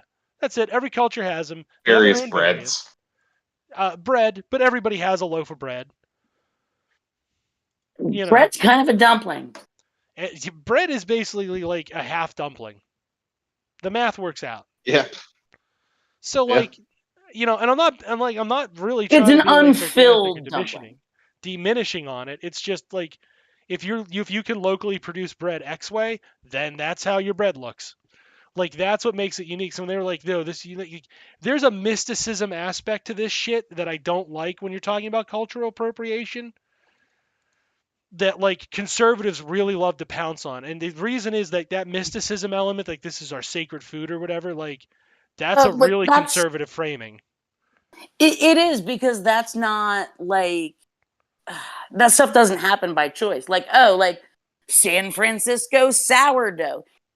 You think those bitches set up like to make that? No, when they were gathering the local yeasts, because that's what you had to do when shit died on the way over. Yeah, like that is one of the local yeasts or bacterias or whatever that like happen to thrive there. Right. People associate that flavor. I will say, I think the mysticism, and you're not wrong, it's a natural conservatism, right? I'm going to retain the heritage of it. Yeah. But I think a lot of the mysticism comes from the actual like coming ups of those foods. So if you look at historical records of like beer brewing, right? The iconography of a magic wand comes from beer brewing, because they would use the same staff. Yeah, they would use the same staff to stir pots of beer, and the yeast would transfer through the stick. And before they knew that it was the yeast making the beer, they thought it was the stick, and it was a magic wand, right? Making the stick. They just didn't realize that it was connected to the yeast that was retained across all of those different pots they were stirring.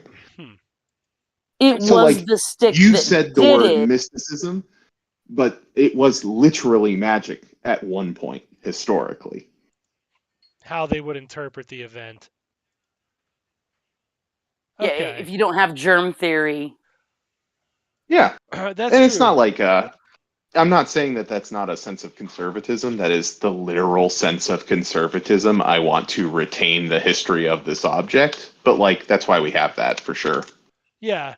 And like it makes there is like, I'm not even saying that it's an illogical impulse, but like it is a conservative impulse by its very nature to be like to take that next step where it's mine, right? Like I got bad news. Most fucking people didn't invent bread. Most fucking people have not refined bread.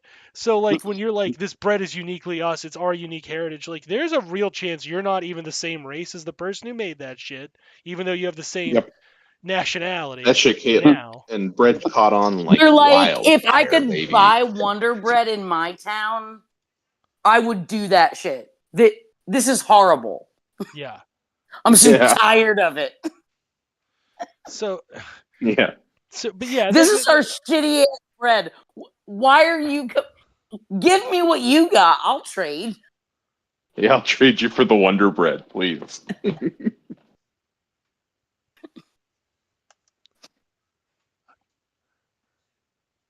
Even some of your sourdough shit. Yeah. But no, I just like to point that out because like if we're gonna fall into these traps, let's identify what traps we're falling into at the very fucking least, right?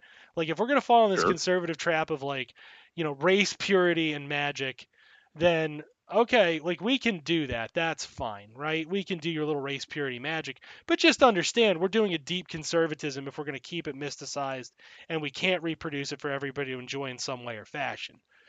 we're going to have to do as a big old race science, and we're going to have to definitely mystify otherwise banal objects to do that. Right. But at the same time, like Tucker Carlson was famous for like Mexican food is, is American, which is like the sentence structure itself is self-negating because Tucker Carlson is a moron, and what he's intending to say is that Mex-American food is uniquely American. That's true. It's a bastardization of like the tortilla, a type Mexican of bread. and southwestern American food. Yeah, the Well, when Mexicans who he were said, here's how I parse it. If the quote was Mexican food is uniquely American, you would have to say yes because Mexico is part of America. yeah. What he means We is got Mexican food is North white. America, South America, Central America. There's a lot of shit going on in Central America, folks. Yeah. Like that's a Awful thing lot of America that up in here. exists. Yes. Yeah. And it's actually kind of like fucked up that we go around to other countries and be like, "Yo, we're Americans." Well, And Canadian Americans. So is literally an entire hemisphere. Like, Right. what makes you so special? I mean, kind of though, yeah, but for real. You know what I mean? Like, it sounds glib, but it's really not all that glib. And like, what Tucker Carlson's trying to convey there is, racially speaking, Mexican food is white people's food. That's what he's aiming to say. We made it. We took and we branded it Mexican so we could eat it rather than it's authentically Mexican. He's saying there's an inauthenticity to tacos, burritos, quesadillas, and like, is there a level of When I have a inauthenticity question. to it? Sure, I guess, but shoot. I have a question.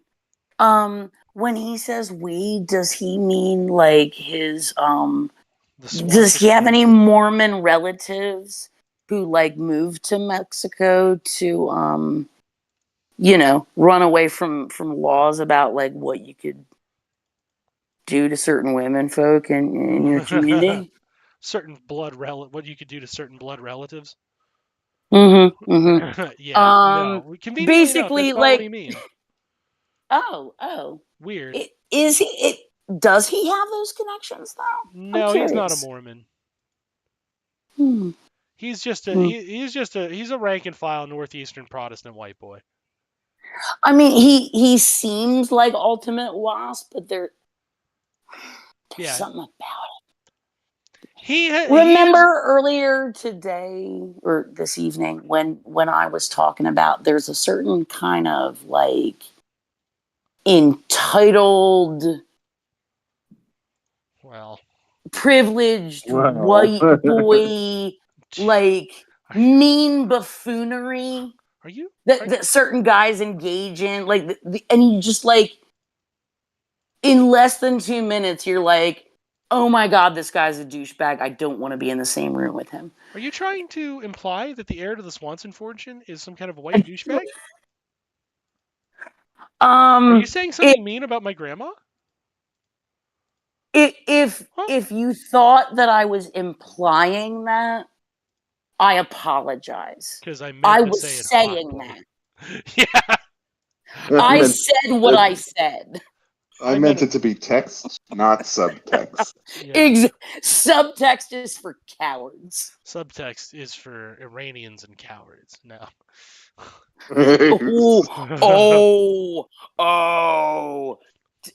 Perhaps too soon, Daniel? Perhaps. I see Israel's preparing to do its own response to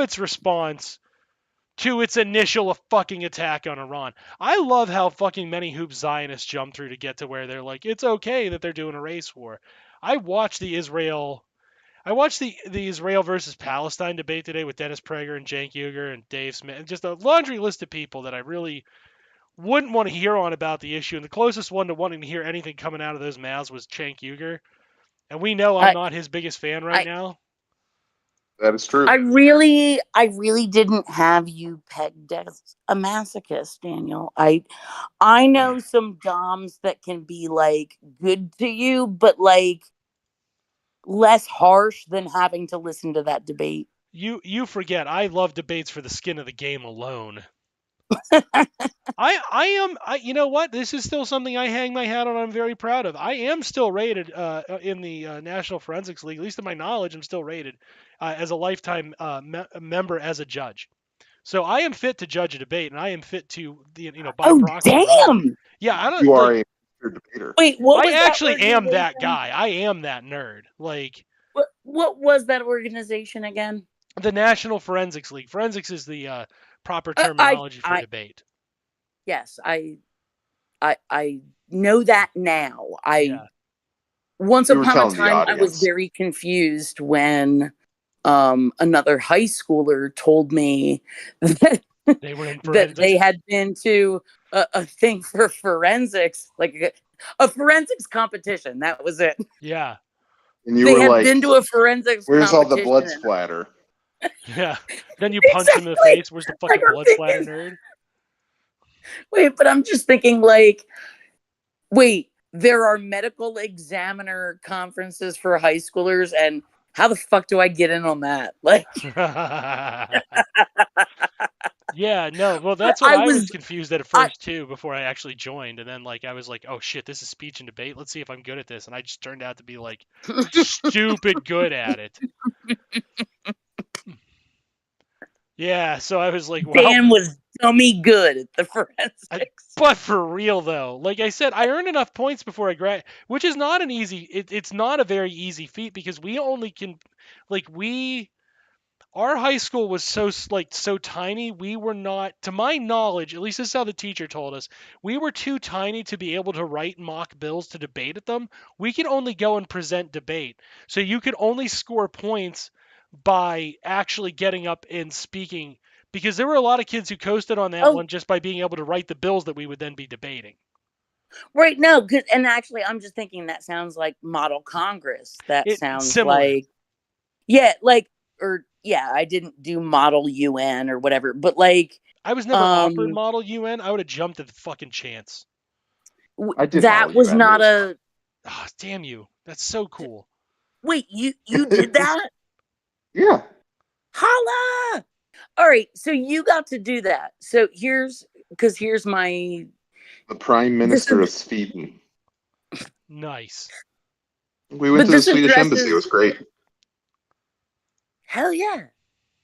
But in reference to like what Dan was saying, he's like, correct me if I'm wrong, but you're saying like your school, there was like lead up stuff that you just didn't have enough juice to be able to go do. We're close to Kiski High School, which is a preparatory school. Kiski had a Model UN.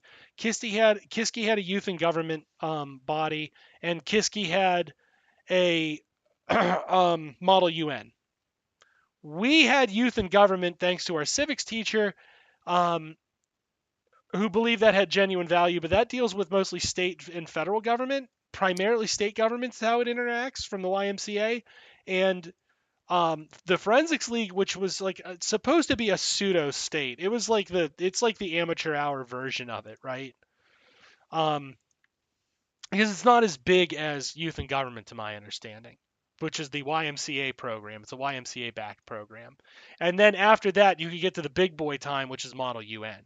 And there was even like speech and debate also did mock trial, which we were never actively participating in either, which always pissed me off. Because I always wanted to do mock trial so I could learn how to be a defense and prosecuting attorney. Right? Like, mock trial was kind of fun, but Model Congress was more my speed. I kind of felt like mock trial, I didn't like what it was going to bring out of me.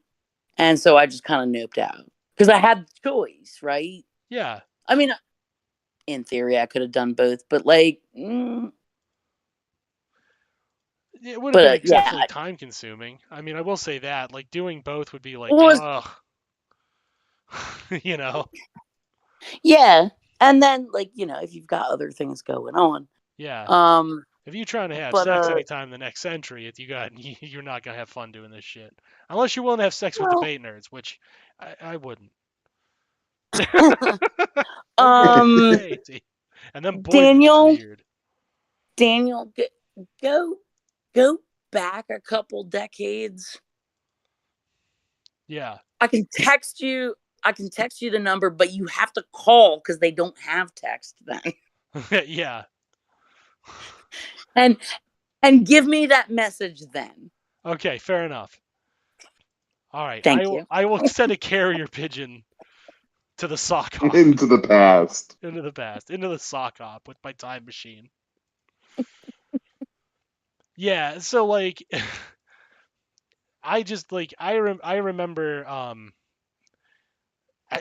let me put it like this: I misused youth and government because I was already like, look, I'm already by my senior year when I finally did youth and government, I finally got into it because I was never invited to do it. And I didn't know how to do it. I knew it was a thing, and then finally my civics teacher was like, why have you not like joined us in youth and government?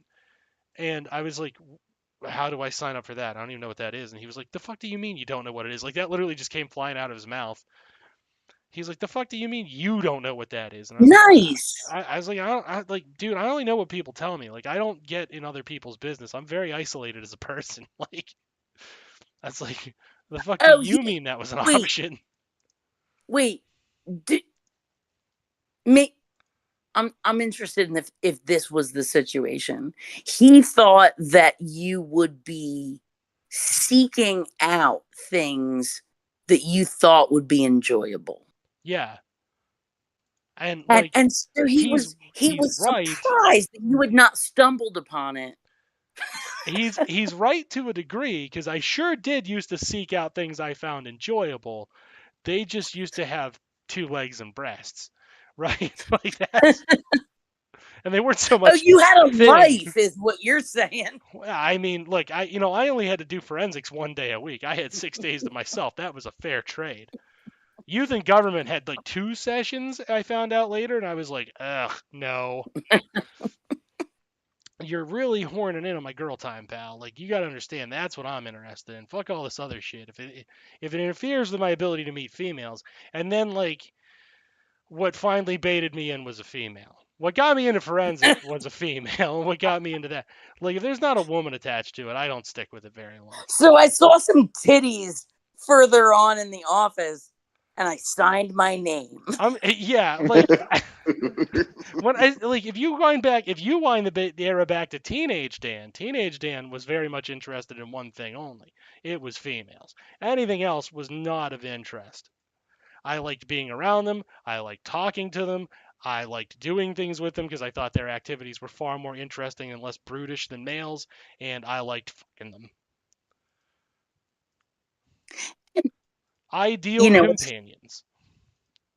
You know what's funny? What? I think the whole reason I got involved with Model Congress is because the guy I spotted when I did mock trial. Yeah. So I asked around about, because he was from another school. Yeah. And I asked around about him, and one of my best friends said, that's this guy's name. He's an asshole. And you were like, a handsome asshole, you say. Stop turning me on. So I could Listen, get domestically you abused. had me sold at handsome. You don't need to give me more. Yeah. I can only be so into him. Buddy, I'm already on board. You don't have to sell this that hard. So part of it was like, what do I got to lose? What do I got to lose? Yeah, if I don't like him, I'll have something to do now with my time. And if I do like him, double whammy. I get to do the fun thing, and then I get to do the fun thing. Yeah. So then, like, of course, But with the youth government, there was a female. You know. So, like, that's what got me into that. It's the only because he was like, "How in the fuck aren't you in my club?" And I like that teacher a lot. Like I could talk pretty candidly with him without any fear of reprisal, and likewise he could talk candidly to me without any fear of reprisal. You know, and like the guy was like, he was a milquetoast white dude in the end of the day, right? Like he wasn't wild, he wasn't getting me high or anything fucking creepy, but he was just like he would be blunt with me, and I didn't have to hide who I was around him. I could just be like, yeah, I fucking like politics, and but when the other students are around and I'm talking to the teacher, and especially when the other teachers aren't around, I like cursing. And he was like an old military guy too, so he would tell me cool fucked up war stories, and he would be like, yeah, you know, uh, and then he would end it with like, war's hell, man. Just getting if you're interested in government, don't use the military as a footstool. That was my mistake in life. He's like, I've seen some pretty fucked up things. I've been told to do some pretty fucked up things, so I'm not happy with all of it. Like he wasn't a full PTSD guy, but you could tell like he was like genuinely like, yeah. He was affected. Yeah, he was affected, and he was effective at conveying the fact that like he was like, well, they asked us to do some pretty fucked up shit. And like I would be like, did you do it? And he would not answer me, and I was like, oh, he did it. Oh boy, he did. Because if you're not willing to And answer that question after saying that statement, you knew how it went. yeah, but also, like sometimes people find themselves in like super fucked up situations, Mm-hmm. and they do things impulsively or like because they're frozen. I think he They was an act or honor fail guy. to act, and maybe they're a different person now. But there's nothing they can do to, Did you ever see the one Vietnam War documentary where the two veterans are talking? The one of them is decidedly anti-Vietnam War, and the other is pro-Vietnam War, but says there were a lot of mistakes we made, especially when it came to the civilian population that we should have never done.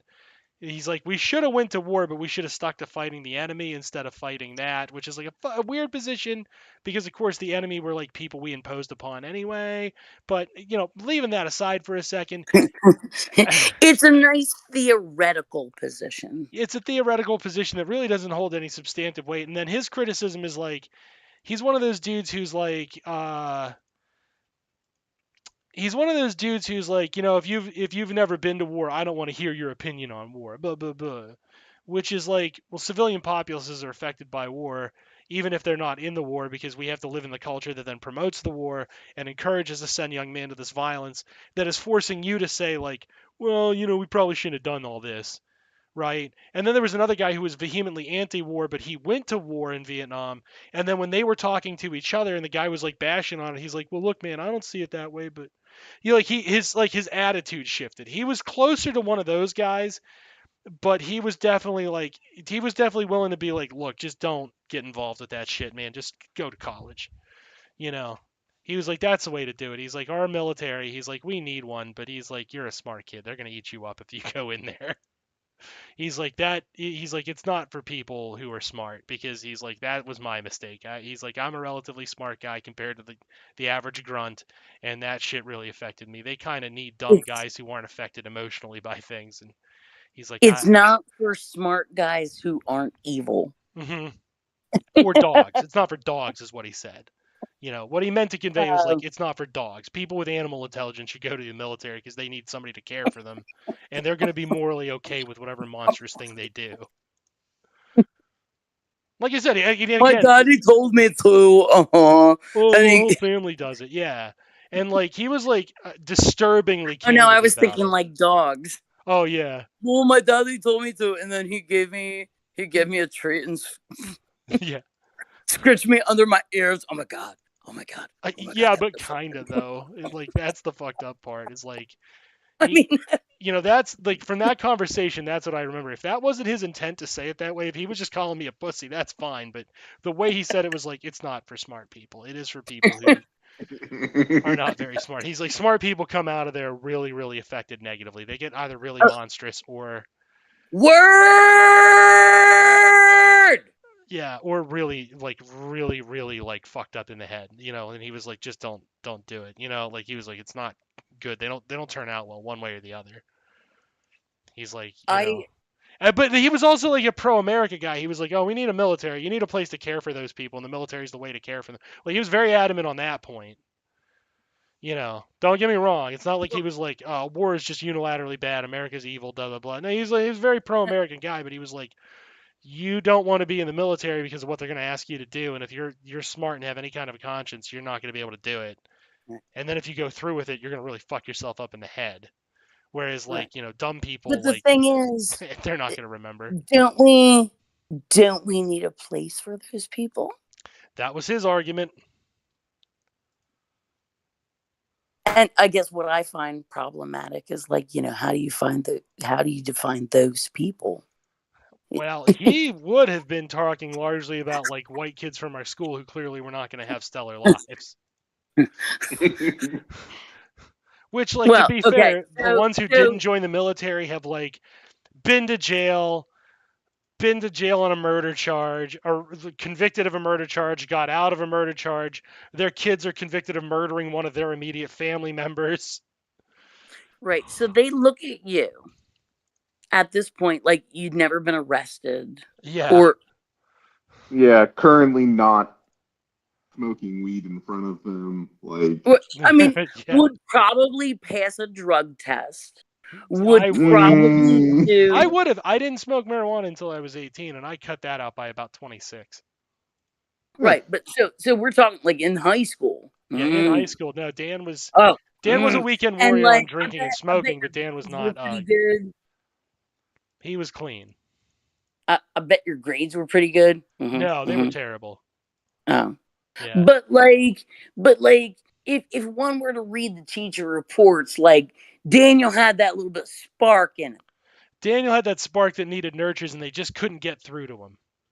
Because otherwise he was very knowledgeable in material, but he would not do any of his work. Dan was also not a fan of busy work. Dan was not They a fan didn't of give homework. him. They didn't give Dan sufficient motivation. Well, Right. I know a system that will give Daniel sufficient motivation. Uh-huh. And okay, so he's got mediocre grades. Well, one or two things will happen. Like, we'll check him out. He'll be mediocre, and he can go down this path. But, like, if he tests like real good at something, and we can find ways to sufficiently motivate him, well, then maybe he can make that to officer class. Yeah. Yeah.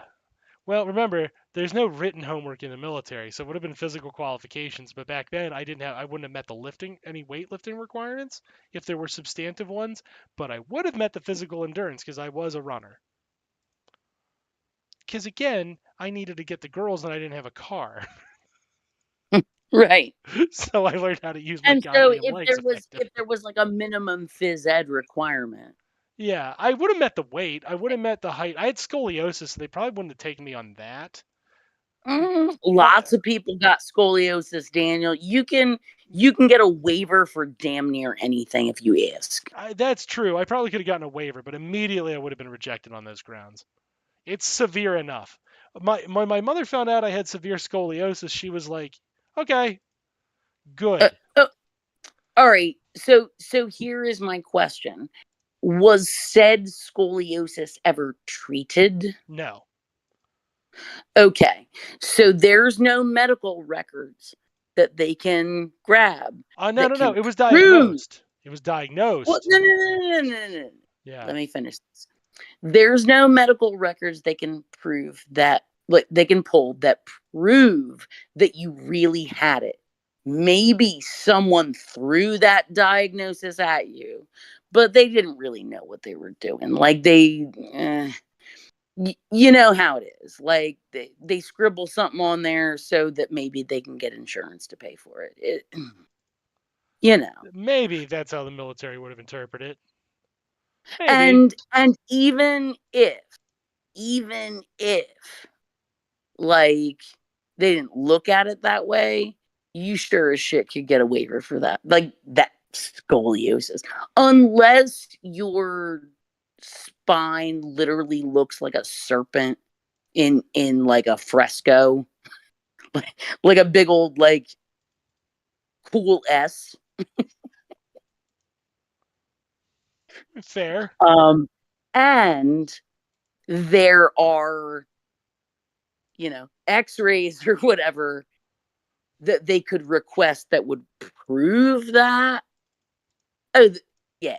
You probably don't even need the waiver. You can just be like, yeah, shit didn't, or sorry, your the way to get the waiver would be to say, I don't even know how this shit that got on my medical records. Like, when you show up at the doctors and they give you this printout at the end, there's like 18 million things. And, if you know anything about medicine, like sometimes they contradict each other. Yeah.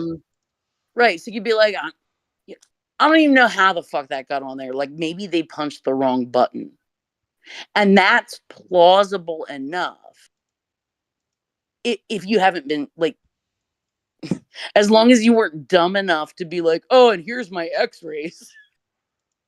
Well, I would have like done as that long to as get you out of it. right.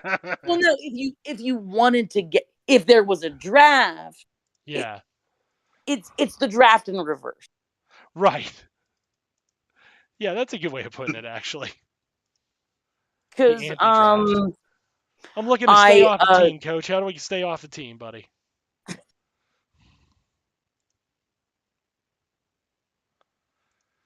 But yeah, that's where that came in. And again, like, why was I physically fit in my teens? Because I needed my legs to go to girls' houses.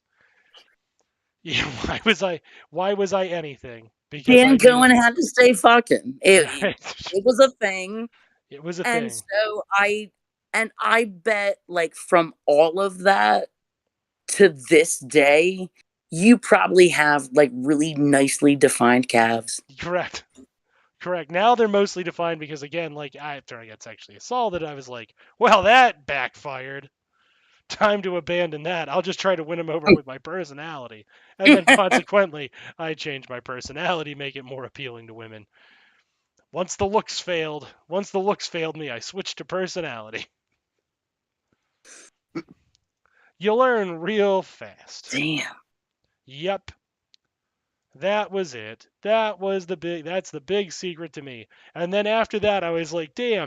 Oh no, come... I meant that you. Sorry, I meant... Oh, go ahead. Yeah. I my damn comment was you switching to saying like you saying that you switched to personality, and I'm like, damn, and this is what he came up with. Oh yeah, fair. But then I remembered that this is Dan. Not the man behind the Dan. Yeah, I was gonna say the beloved front man of the Sons of Trier. Persona. Beloved. Persona. Let's fact check that for a second, shall we? Oh no, I beg to differ. I am still me after all. Beloved might be a strong term. Hey, my sister is contacting me. This is very exciting. No shit. Wait, are we? Gentlemen, isn't it a little late to be like? Time to call it. Yeah, we can call it. Yeah, broadcasting our conversation onto the airwaves. Yeah. This was Sons of Trier with your host Dan Cohen. Also featuring Jank Engels and Michael Jordan Peterson. I have been your token Juniper Nest. We meet here live every Friday, 10:15. Yeah. Back. Don't die, America. Don't die. Don't people. die.